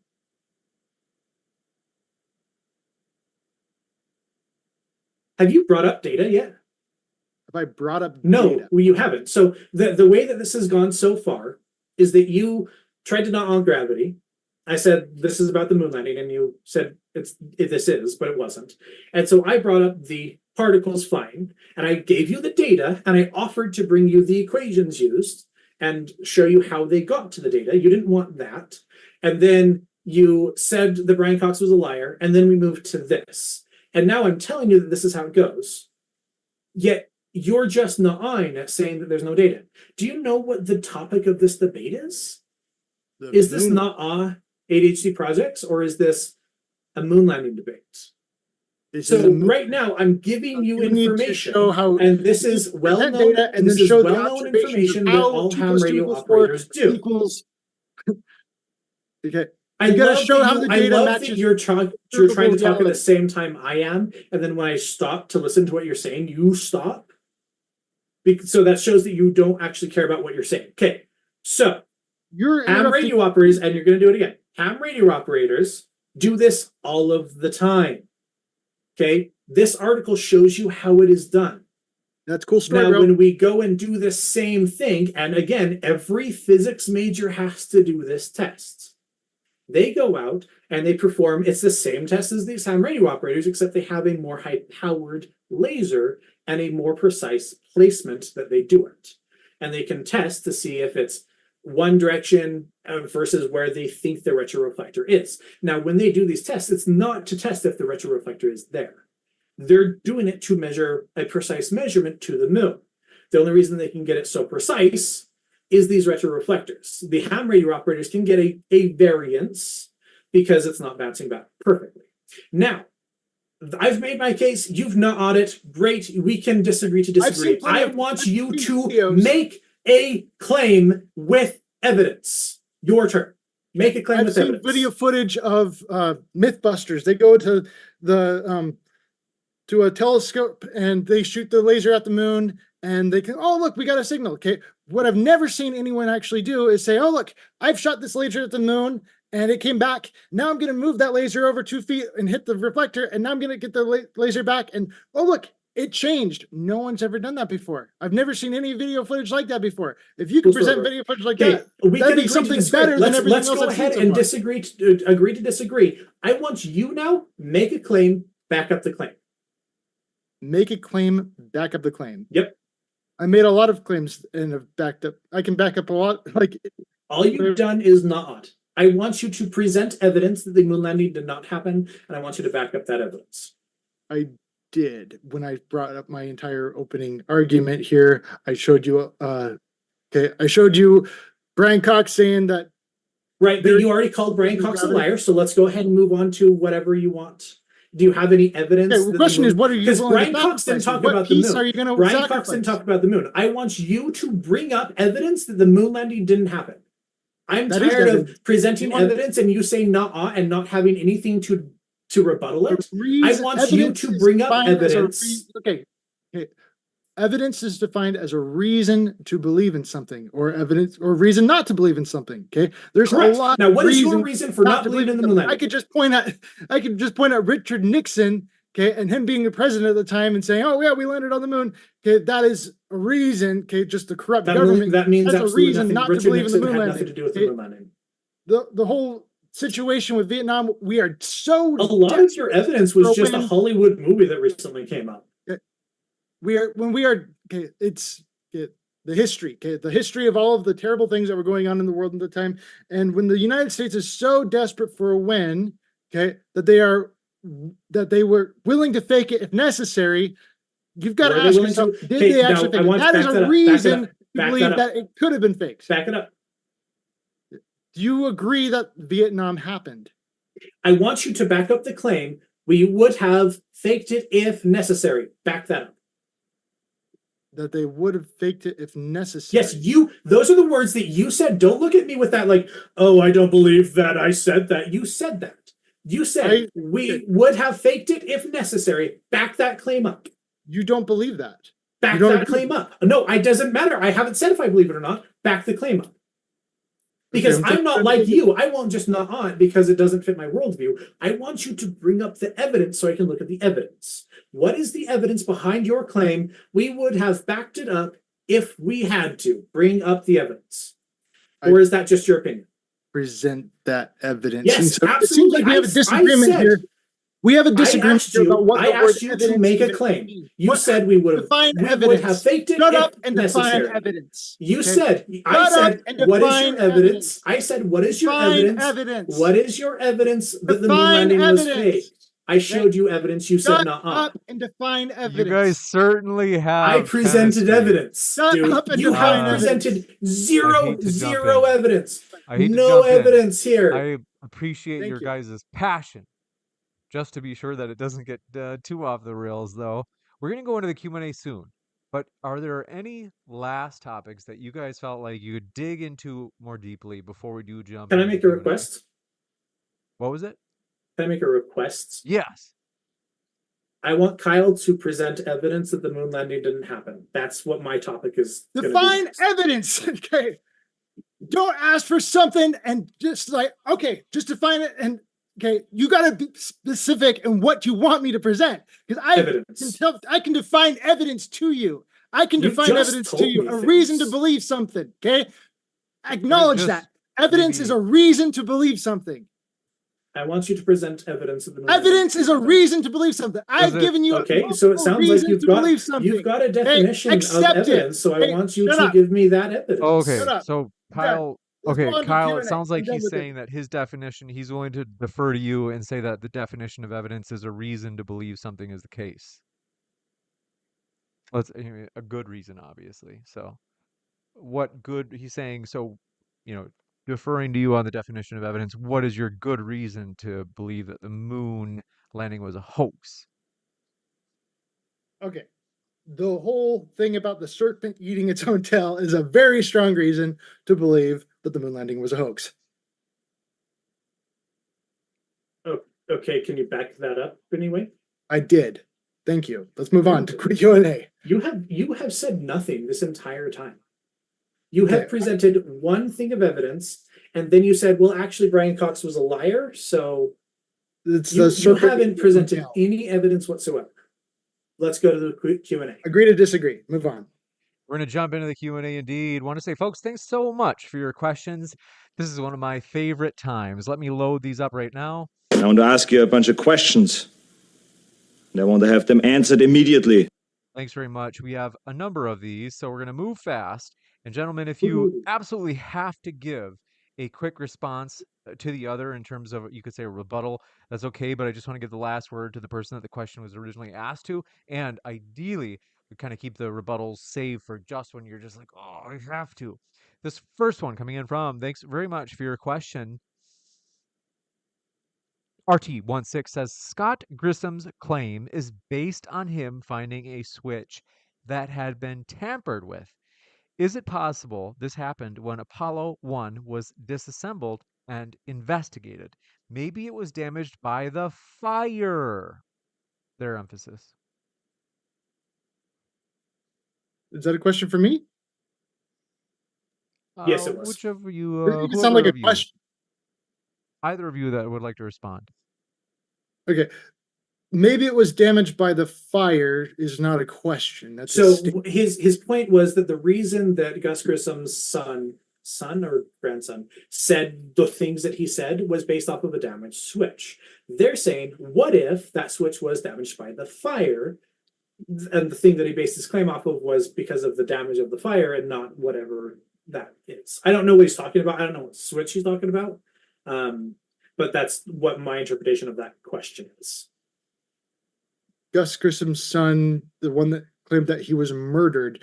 I don't think it was all because of one switch. So I think it's kind of, if that's what the question is implying, then I'm going to call that a loaded question. I think it comes down to the circumstances like that happened right before he died. Okay, the whole lemon thing. This wasn't something just brand new. It was, he said something really negative towards NASA, showed a lot of kind of disgust with it, and then immediately afterwards he dies. There's a set of circumstances that come in here, not just a switch. This one coming in from, do appreciate it. LJ says, how do you personally know if anybody's ever landed? How do I personally know? Correct. Because I have looked at the evidences of everything. So the pictures that they've brought up, in my opinion, is enough evidence. But the biggest evidence for me that they went is the Lunar Grand Prix looking at the dust particles. The only way that those dust particles could have done what they did is if they were in a vacuum in a place where the downward force is that of the moon. So that's how I personally know, is because I've looked at the equations that they've used to make my own decision that we landed on the moon. You got it. Thank you very much. For this next question coming in from Fates, who says, who changes the sun's bulbs again? Thank you for that. LJ says, why hasn't space technology improved since the 1960s? It has. This one from LJ again says, what's the proof of Jupiter's mass, size, and gravity? That's a really good question. I don't know. This is a moon landing debate, not a does Jupiter weigh what they say it is. This one coming in from Jonathan Gendler. Good to see you again. 2 nights in a row, Jonathan says, Kyle, so do you expect us to believe that NASA faked 6 moon landings and failed Apollo 13 and the KJB never found out? USSR agreed moon landings were legit. I'm not convinced that. I'm not, okay. Yeah, that's it. It's just, They said that they agreed. They said that they saw it happen. the They USSR corroborated the was story. flying at the same time too. Like, Okay, great. it's sort of like, we're gonna lie. Okay, well, we're gonna tell a Prove bigger it. lie. Okay, well, now we're not gonna. If we Prove can't it. debunk, we can't do that. And so it's about kind of telling fish stories. One person tells a fish story, and then oh yeah, well I caught a bigger fish, and that's kind No, of going. because that's not what The happened. point, are they going to come back? We caught the biggest fish, and then the USSR said, yeah, they caught the biggest fish. I haven't really ever heard them actually come out and publicly say that. Then you haven't looked into it. Okay, you can say that. This but, one. yeah. I can. You've got USSR astronauts who can actually come out and say, yeah, we never actually went to space. So that happened one time. It That's wasn't a kind of the USSR opposite of- astronaut, and he was joking. The translation just didn't bring the joke across. I've seen the footage that you're talking about. Sure. Yeah, Okay, yeah. whatever. One Still second, waiting on proof. My screen froze up here. All right, thanks for your patience, folks. And yeah, folks, do want to remind you, yes, we are in the Q&A section right now. So if you have a question, you can submit it either via tagging me in the live chat with @ModernDayDebate or Super Chat will push your question to the top of the list.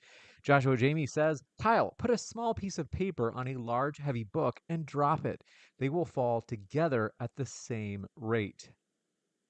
There is something I learned about this. I'm trying to remember the name of the term for it. It has to do with the wind. It's Air kind of like resistance. when you ride your bike behind a large semi truck, you can get pulled along Oh, by drag. the air currents, Drag. the drag. And so the same kind of vacuum of air is what can cause the paper to get stuck to the book when it falls, causing it to fall at the same I rate. would agree with that. Okay. Super interesting. So if you ride your bicycle behind a semi, I've never done this. This is you'll just have a little bit, would you say you have less wind resistance and thus you'll go faster if you were pedaling at the same, you could say, intensity, let's say not behind a semi. Say all things equal when it comes to intensity of pedaling your bicycle, you'd be going faster if you were behind a semi, like right behind it. What It's not- happens is it creates a vacuum effect. Yeah, there's Right. like the air comes around and pushes behind you. It's not just because of the lack of air resistance. There's like the air, if you look at like things in a wind tunnel, the back of an object kind of like makes this little swirling motion, and you're riding in that swirling motion, and so you don't have to do. There's actually laws about like driving behind semis because you get better gas mileage if you ride like 3 feet behind a semi, but there's laws against doing that because it's dangerous. Oh, Yeah, that's this is why interesting. deformation with geese. Geese fly Yeah, in deformation in order to take advantage of this effect. At least that's what we're told. I think so. I think that that's like a super it I've heard that. I don't know how much I believe it because it's like it would be nominal. Um like the same reason that like one side's smaller than the other is because they like switch, but like I don't know if that's ever been really observed. I know bikers in like the Tour de France and things like that. That's one of the things that they try to do too is get right behind the other person's air current, and so they can kind of have less drag to work with. Do you think humans would give enough of that to make a difference? Like I feel like the I mean obviously I would give off more than like James here would, but like I feel like the amount that you're giving off behind you it would be super nominal. But Well, if I it don't works know. with geese, I don't know why it wouldn't work with a human. I think humans are bigger than geese, but I don't know. There might be a lot of myth in there, but I don't know. I think the geese thing might be a myth. Yeah, but I know the truck thing, that's a legit thing. Yeah. That's so interesting. Okay, now I want to drive behind the semis. This one from RT16 says Scott Grissom's claim is based on him finding a switch that had been tampered with. Is it possible? Oh, I'm sorry, I read that. LJ says, why doesn't Earth spin under a hovering helicopter? Because Earth is spinning and atmosphere is part of the Earth, and so the atmosphere is spinning with the Earth. I think the Juicy. claim here, the problem is when you're really close to the ground, okay, the closer you get to the center point, the faster you should go, the higher up you go. So it can't be So going faster is relative. If you're talking about ground speed, it's actually going to be the same if you're up here, if you're down here, because if you have the ball and you're down here, like from my camera's point of view, it is faster. But from the ground position up here and down here, it's actually the same ground speed. So that deals with like how kinematics is relative to the observational point. Yeah. So like technically, yes, faster, but like when we're observing like Earth ground speed, it's not faster. The globe claims that that's how kind of weather systems form is by this variance between the atmosphere and the globe itself. And so that's what causes the Coriolis effect, and that's how tornadoes like the what do you call it? The large hurricanes, they all form in. Yeah, so the Coriolis effect only applies to things that are moving through the atmosphere. Things that are stationary in the atmosphere isn't a Coriolis doesn't affect them. But if you have things that are moving, it's like the little merry-go-rounds, if you're just holding a ball and you throw it up, the ball will come down to you because it's staying stationary in front of you. But if you pass the ball, it's now moving in relation to the carousel, merry-go-round thingy. That's when Coriolis takes effect, is it only takes effect to things that are moving. You don't apply Coriolis to things that are stationary within, like, even if you're a helicopter up, Coriolis doesn't affect it because it's not moving anywhere. Once it starts moving, the Coriolis will affect it. But if it's just stationary, because that's what the Coriolis force is, the non-force of Coriolis, is things moving in relation to another spinning object. If you put air in a bubble next to a surface and you rotate that surface, that air in the bubble is not going to rotate at the same rate as the rotating surface. Unless, yeah, and so this is where you get into that argument for gravity. Unless there is a force that is holding the air, so there's friction, and there's the downward force of the claimed gravity as the Earth spins. The force of gravity is pulling on the atmosphere and creating this drag. And you're right. If the Earth just popped into existence, and if gravity was a thing, and we popped the Earth into existence, we popped the atmosphere into existence, started the Earth spinning, yes, that initial starting of the spin, the atmosphere would rush around you. But because we've had such a long time for the atmosphere to kind of be caught in the friction of things, it spins all together. It's kind of like the little, if you've been to a pool that has those like lazy rivers, they have little jets that are pushing on the sides. Those jets aren't pushing all of the water at once. They're just pushing little bits of the water. And as it takes time for the water to speed up because it has to start pushing all of the water together. And so if you get to a lazy river when they first turn it on, it's not moving. You have to wait for the all of the water to just start moving together. And so that because the Earth formed such a long time ago, that's happened already. And that would have all happened in proto-Earth before really anything came into existence and in what we know as the Earth. You got it. This one coming in from, did I read this? I don't think I did. Flanker420 says, Kyle, you can see the equipment, blueprints, design plans, rockets, math, and minerals brought back. It all matches and works. Seems like it would take more effort to fake these things than to just go.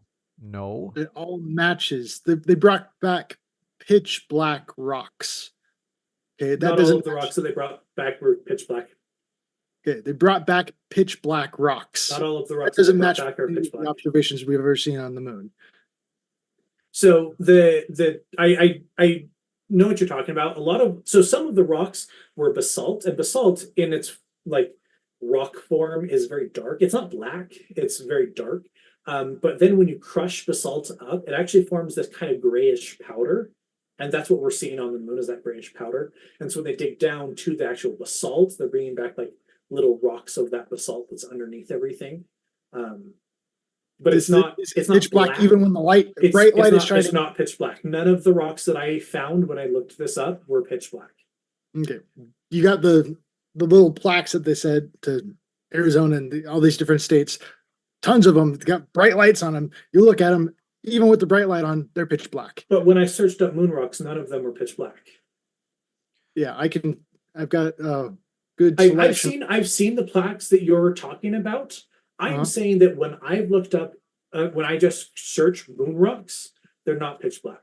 So if there are pitch black moon rocks, they're not the majority. Most of them are a little bit darker. They're mostly gray, kind of like what you would expect the moon to be, with some black inclusions. I've gotten the pictures. I can show you if you want. I've got the pictures too of the pitch black moon rocks. So boom, that's super interesting. Not pitch black. Wow, juicy to say the least. This one coming in from, I googled it too because I was so interested. I was like, "Ooh, this is juicy. I have to check this out." But Joshua Jamie says EME regularly takes place on all amateur bands from 50 megahertz up to 47 gigahertz. You can hear and observe your own transmissions echoed back approximately 2.5 seconds later. Radio Society of Great Britain, they say, is their source. Okay. Kind of read that awkwardly. So they said that according to the Radio Society of Great Britain, quote, EME regularly takes place on all amateur bands. I think maybe they mean bandwidths, they say from 50 megahertz up to 47 gigahertz. You can hear and observe your own transmissions echoed back approximately 2.5 seconds later. Okay. Nothing to say about that. It wasn't a question. So what kind of answer are you So expecting? if it's a super, we allow them to put it in the form of a comment, like an objection. I don't know what they're implying though. I get what you're saying. Like you're kind of, I think you're saying like, so how does this apply to what we just talked about in the debate? They didn't really make a point. They're just saying, for me, it's just kind of random trivia. Right, but they paid to have that asked Right. or have that said. If you would like to address it, that would be awesome because these people are supporting the channel. It would be nice if you addressed them. Okay. Dogs are mammals. Thank you. Okay, that was. I think if you're, let's see, it might be that I have to be honest. I myself, I can't speak for Kyle, but I myself, I'm having trouble connecting the dots in terms of like what's the how this is supposed to be a slap in the face for Kyle. So if you're able to People explain make each of the projects, contributions and don't say feel random obligated stuff all the because time. I don't want to ask you to do it given that I can't even do it. But if you are able to explain how this destroys Kyle with facts and logic, uh, let me know if either of you know how it's meant to do that. Or Joshua, if you're in the live chat, I'll keep an eye out for you if you have just a quick So connecting the dots for us. EME is the Earth Moon Earth experiment that I was talking about with ham radios, where they bounce the signal off of the Earth and back, or off the moon back. That 2.5 seconds. That's the speed of light, and if you take the speed of light, you can test how far the moon is. So they were trying to bring that up. I don't know if that was before I brought up the EME or after, but the EME is it's an absolute measurement to the moon using a ham operator, a ham radio operator. You got it. To add to that, And radio thanks travels for at the that. speed of light. Yes, Thanks because for it's that. electromagnetic. Do you not think that electromagnetic waves are light? I EMF? want to, before we go, pardon my interruption. Sorry about that. Somebody also just added, Matazaro says, they're saying regarding that super chat that did come in, they said this is because Kyle denied that you could bounce radio off the moon the entire debate. So they're saying, Kyle, if you're going to deny that you can bounce radio off the moon, then how do you make sense of this super chat that says EME regularly takes place on all amateur bands from 50 megahertz up to 47 gigahertz? You can hear and observe your own transmissions echoed back approximately 2.5 seconds later. I think they're saying 2.5 seconds later, they're being bounced back to you and you're hearing them in your ear, being bounced off the moon, that is. I've never heard anyone claim that ham radio waves travel at the speed of visible light. So all light travels at the same speed. So EMF is electromagnetic fields. It's a type of electromagnetic radiation. So electromagnetic fields together with optical radiation, which includes infrared visible light and ultraviolet radiation. So they're all wavelengths within the light spectrum. We have visible light, and then there's all the other light that we cannot see. EMF is one of those lights that we cannot see. Remember how I said that the laser wasn't, you couldn't see it with your eyes? That's a laser, still light, just not within the way, within the range that our eyes can see. There's other directions that we cannot see. So EMF travels at the speed of light because it is light. It's just within the bands that we do not see. As I understand, there's quite the spectrum of Right.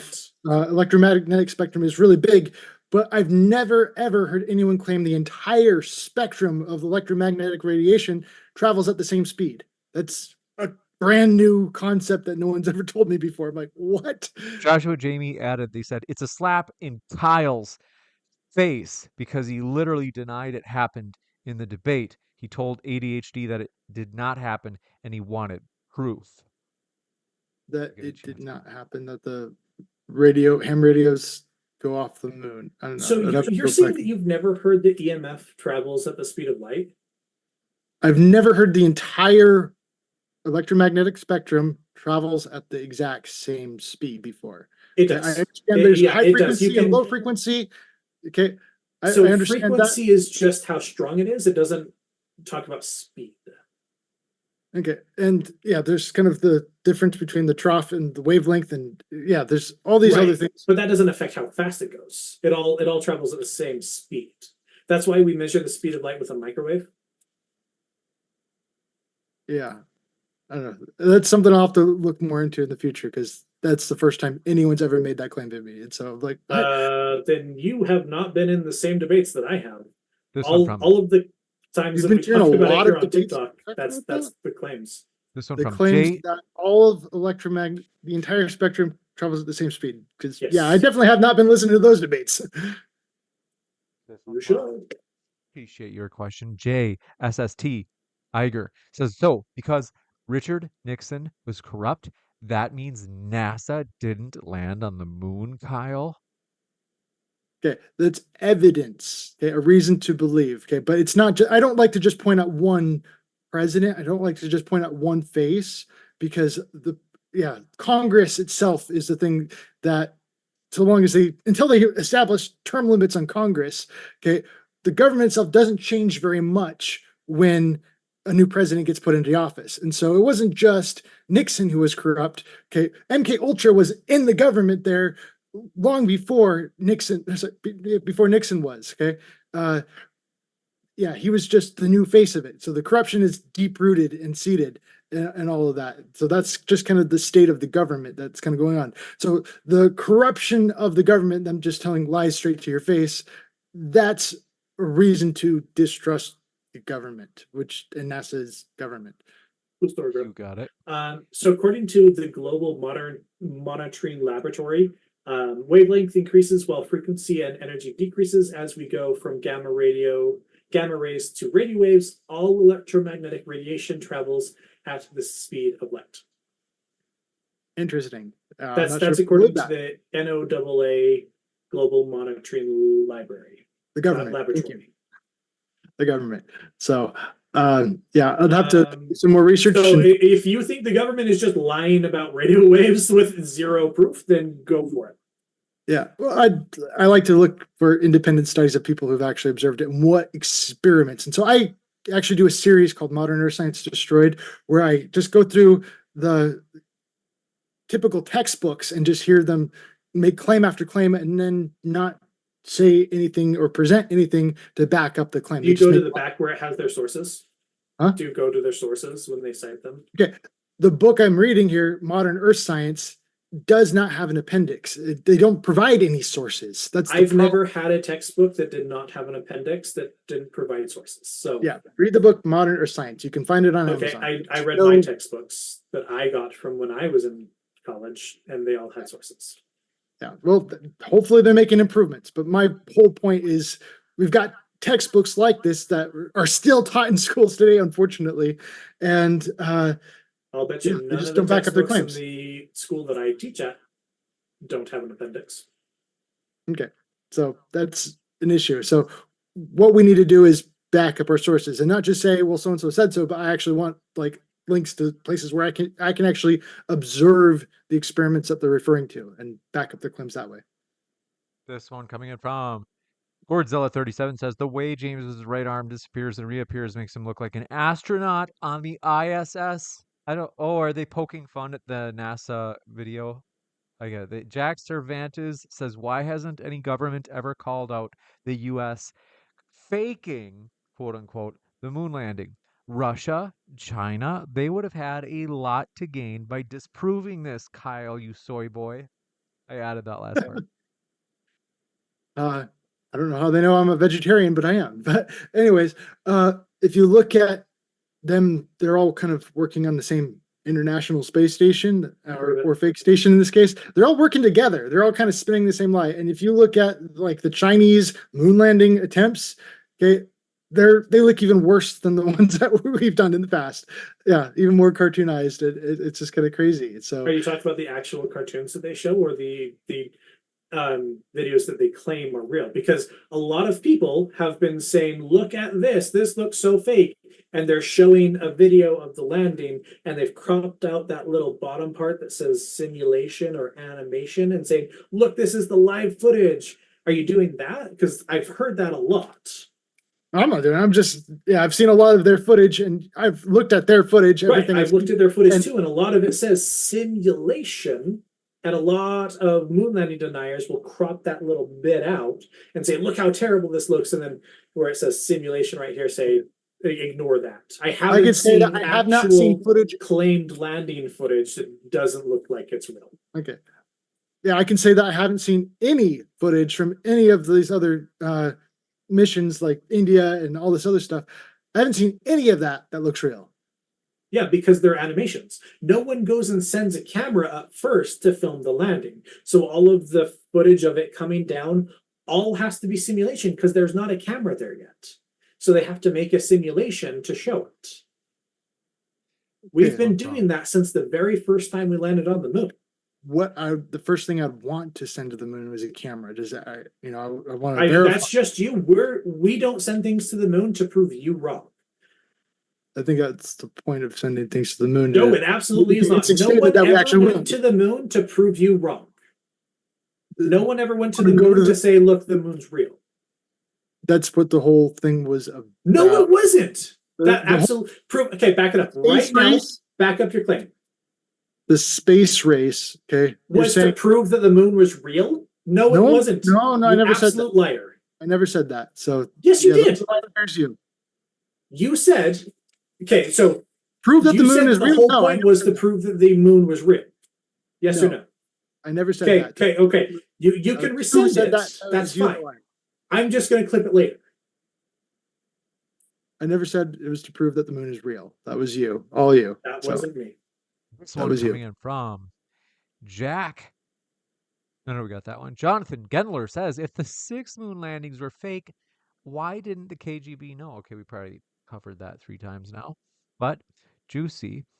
This coming in from LJ Strikes Again says, why space travel keeps getting delayed for decades now? Because we don't want to accidentally unalive astronauts. Because we're building not very good equipment. This one from Sam McL says, if the Earth is flat, how does the flat Earth model explain? Go ahead, Kyle, if you had something. I didn't want to cut you off. You said that we're not building good equipment, and I just heard previously.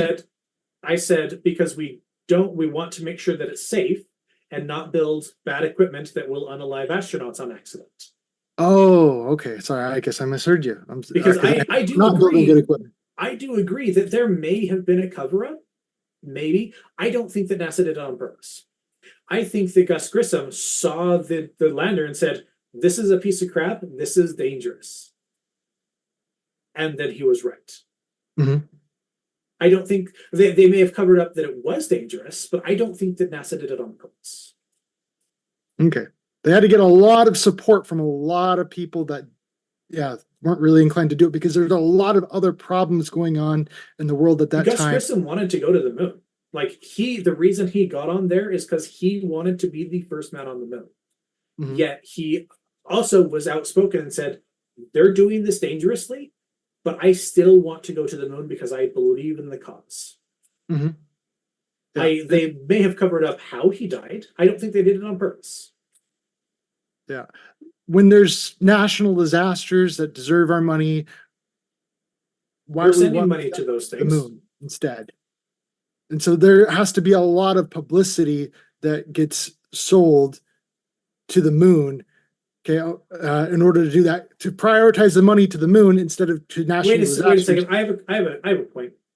Yeah. So just because the Mormon Church gives money in other places, they're still giving money to natural disasters. a lot of people go against the Mormon church and say, why do they have a shopping mall in Salt Lake City instead of helping people in Africa, helping these natural disasters?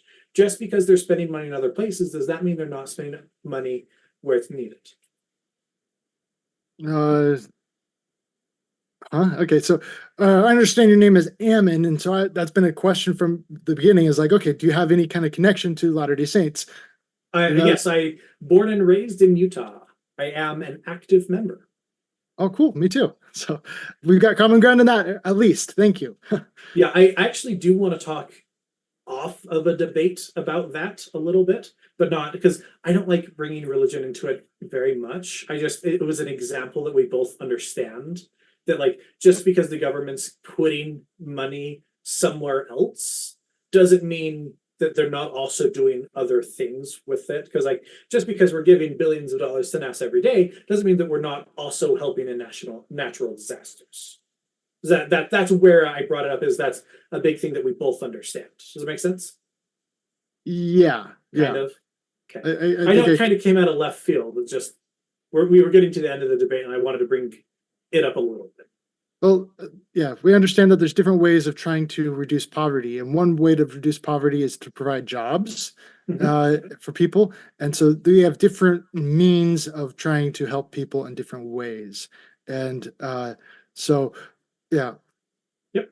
So I agree that NASA does provide jobs, and we also give money to natural disaster situations. Yeah, but when it comes to like getting senators to pledge money to go to different places, like Georgia, for example, and saying we've got a national disaster, you want us to get on board with sending money to the moon when we've got all these major problems right here, and so it takes a lot of salesmanship in order to get them to buy into that idea. Yes, let's send the money to the moon instead of going to national disasters. Yeah, that's my whole point.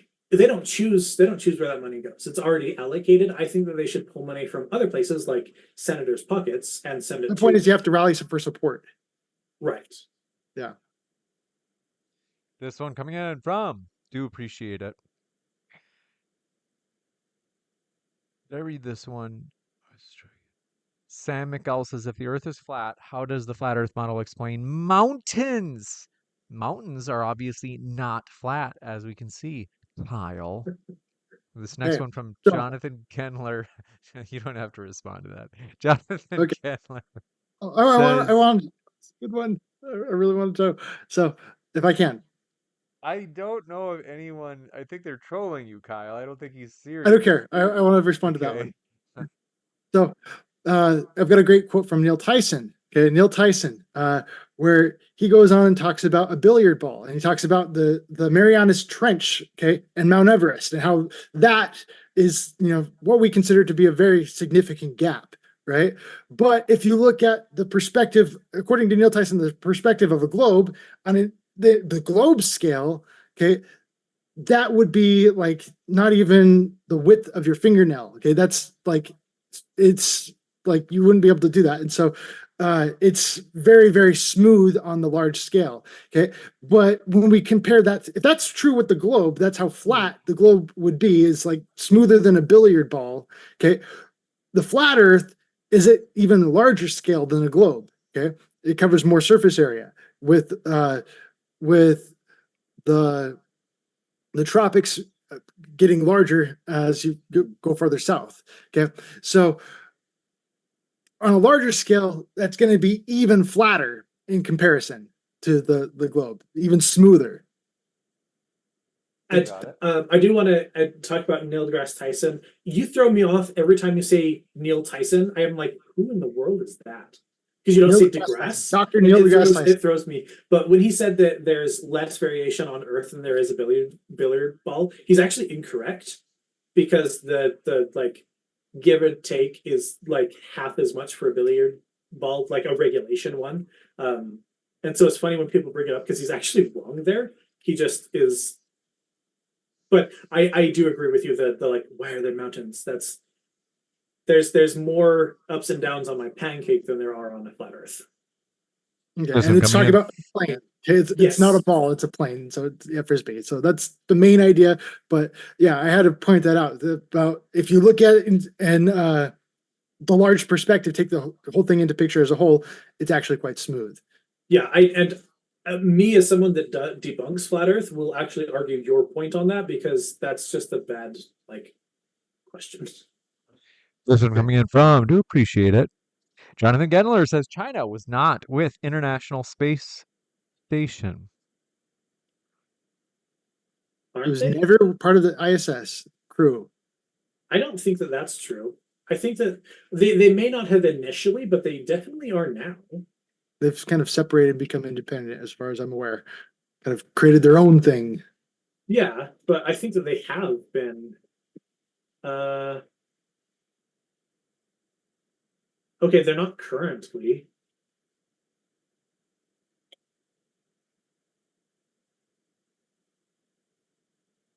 So, Yeah. When it comes back to the whole Russia thing about, well, why didn't they call it out? Yeah, maybe they did believe them. Okay, sometimes people can be very convinced. A lot of America believes that the moon landing happened, and so if Russia gets on board and say, "Oh yeah, maybe," then it still doesn't make it true. So yeah, China. I didn't know that. I thought China was allowed on the ISS, but apparently not. Russia is, but China's not.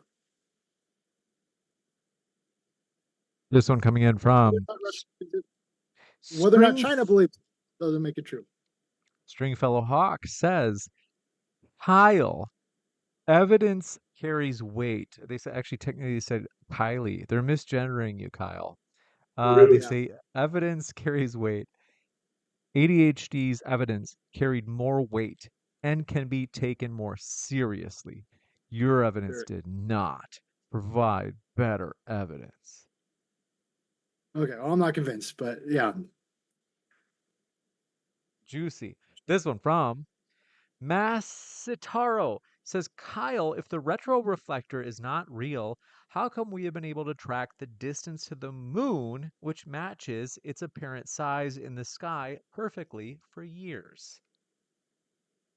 I feel like that's a loaded question.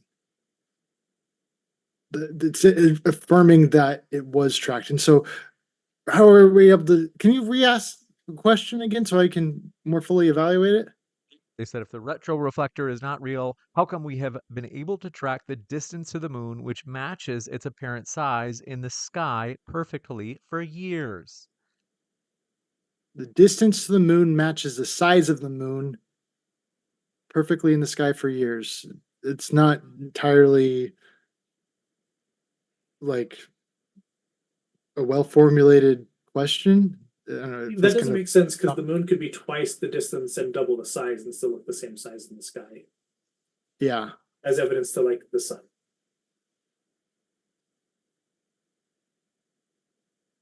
Any other ones? Let me double check. I think we're near the Just end a here for questions. weird. Want to say, folks, thanks for tuning in. It's been a true pleasure. Our guests are both linked in the description box. Folks, if you have not checked out their links, there's one thing to listening to a debate, which is good. Don't get me wrong. You are listening to a debate. That's a great first step. There are a lot of people that don't even listen to debates, they just listen to one side all the time. So great job. The next step is checking out their content.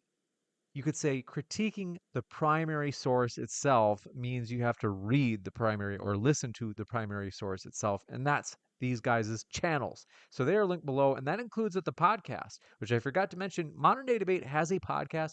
All of our debates are uploaded to the podcast within 24 hours of them being live. So if you haven't checked that out, we are available on fine podcasts, all apps everywhere. Just had a last question that came in. Thanks very much. Jonathan Gendler said, the USSR knew about the USA's secret nuke program before it was public, but they couldn't even get a hint that any of the 6 moon landings were fake. I wouldn't say that there was no hint. I won't. Yeah, I'm not convinced that they never got a hint. Okay, you got to be able to present the case that they never got a hint. So you can get a lot of hints, and then, oh, okay, they actually went. You can say it, but when it comes to the latter message that I get is that looking at the newspapers, they didn't really pay that as much attention to the moon landing as we're told. They just, oh yeah, the papers, it's kind of blip back of the paper. It wasn't like a front page cover story. This is a back of the paper kind of a thing. They kind of ignored the moon landing. And so that was they didn't want it really known. I would agree with that. So I don't think they cared about the moon landing as much as the media kind of pumps it up to be. It's because the moon landing was our goalpost move. The goalpost was space, and they won. And so we're like, well, we're just going to get to the moon first. And they're like, okay. It really wasn't, at that point, it wasn't a race. It's like you're running a race, and then the other person wins. And then you're like, well, I'm going to race to that tree. And they're like, okay, great, go for the tree. So, yeah, if the Russians were trying to get to the moon also, then we could have called it a race. But until you show me any evidence of them trying to go to the moon, don't call it a race. Yeah, well, the quote unquote space race was to space, and we lost that. And so we decided to get morale. We're going to just move the goalpost to the moon and say that the space race was to the moon. And so I have for a long time said that we lost the space race. We just moved the goalposts. Okay. Juicy. Let's see here. Last double checking. With that, I want to say, folks, thanks so much for being with us. I'll be back in just a moment with a post-credit scene letting you know updates. But want to say thank you most of all to our guests, ADHD Projects and Kyle Adams. It's been a true pleasure to have you with us tonight. Thanks, folks. Stick around. I'll be back in just a moment. Are we going to do closing statements or? No, it's good. I just didn't know if that's what we were going to do. It's your platform. If you've already clicked the button, then I don't want to do it.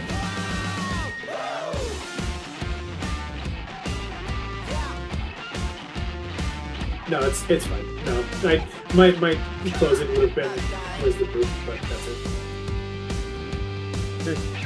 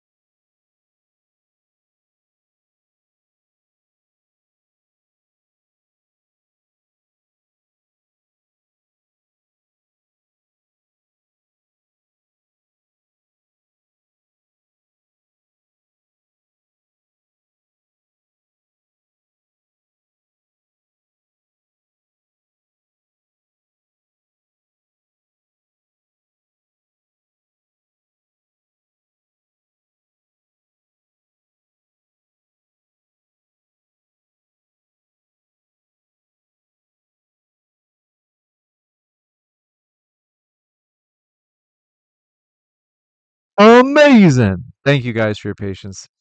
I'm so glad to see you here. Check out my sweet Star Wars shirt. I'm a huge Star Wars fan. I want to say thank you guys for being here. It's been a super fun debate. Thank you. It's Stoic. I see you there in the live chat. Glad to have you here. Jeffy Jiffwald, happy to have you here. Flanker420, thanks for being with us. Carlos, happy to have you here. Let me say, and let me know if I'm saying this right. Raulasaurus, glad that you made it. Anathema, good to see you, Shane. And then Kent Speak, thanks for being a member. Thanks for being here. Time Lord, thanks for dropping in. Good to see you, longtime viewer. Yeah, some of you have been watching for many years. We're sneaking up on next month will be 6 years. That's crazy. Want to say thanks for your support of Modern Day Debate. It's been so fun this last 6 years. And it's going to continue being fun as we have many more juicy upcoming debates. Right now, we are working on confirming DebateCon. We're so close. I always like, before every conference, there's like a tough one where it's like, oh, you just have one last thing to confirm. And it's just like, oh, I just really want to announce it. So bear with me as we announce upcoming debates. We've got a juicy one that seriously will blow the internet away. If this happens, I hate saying this. I feel like these are always whenever I hint at, but I'm gonna push hard to make this happen. So because it would just be so epic. I can't tell you. I can tell you it's the topic would be Trump versus Kamala. I can tell you that one person who would be in the debate has been on Modern Day Debate many times. But the other person has never been and happens to be one of the biggest stars of all things on Netflix. I mean, I don't know if I'd say like biggest stars on like even including like let's say Netflix originals because like Breaking Bad is on Netflix and you know I don't know if he's bigger than Bryan Cranston. I don't think he is. But still pretty big. So, want to say thank you guys for being here. And Stoic says, I remember watching Modern Day Debate back at 50,000 subscribers. That is really crazy. Seriously. I appreciate you being a long fan, a longtime viewer, a supporter. Thanks for hanging out with us, making this fun. And yeah, I mean, it's been just a super long time. So we are just excited about the future. A lot of cool stuff coming up. And let me see here.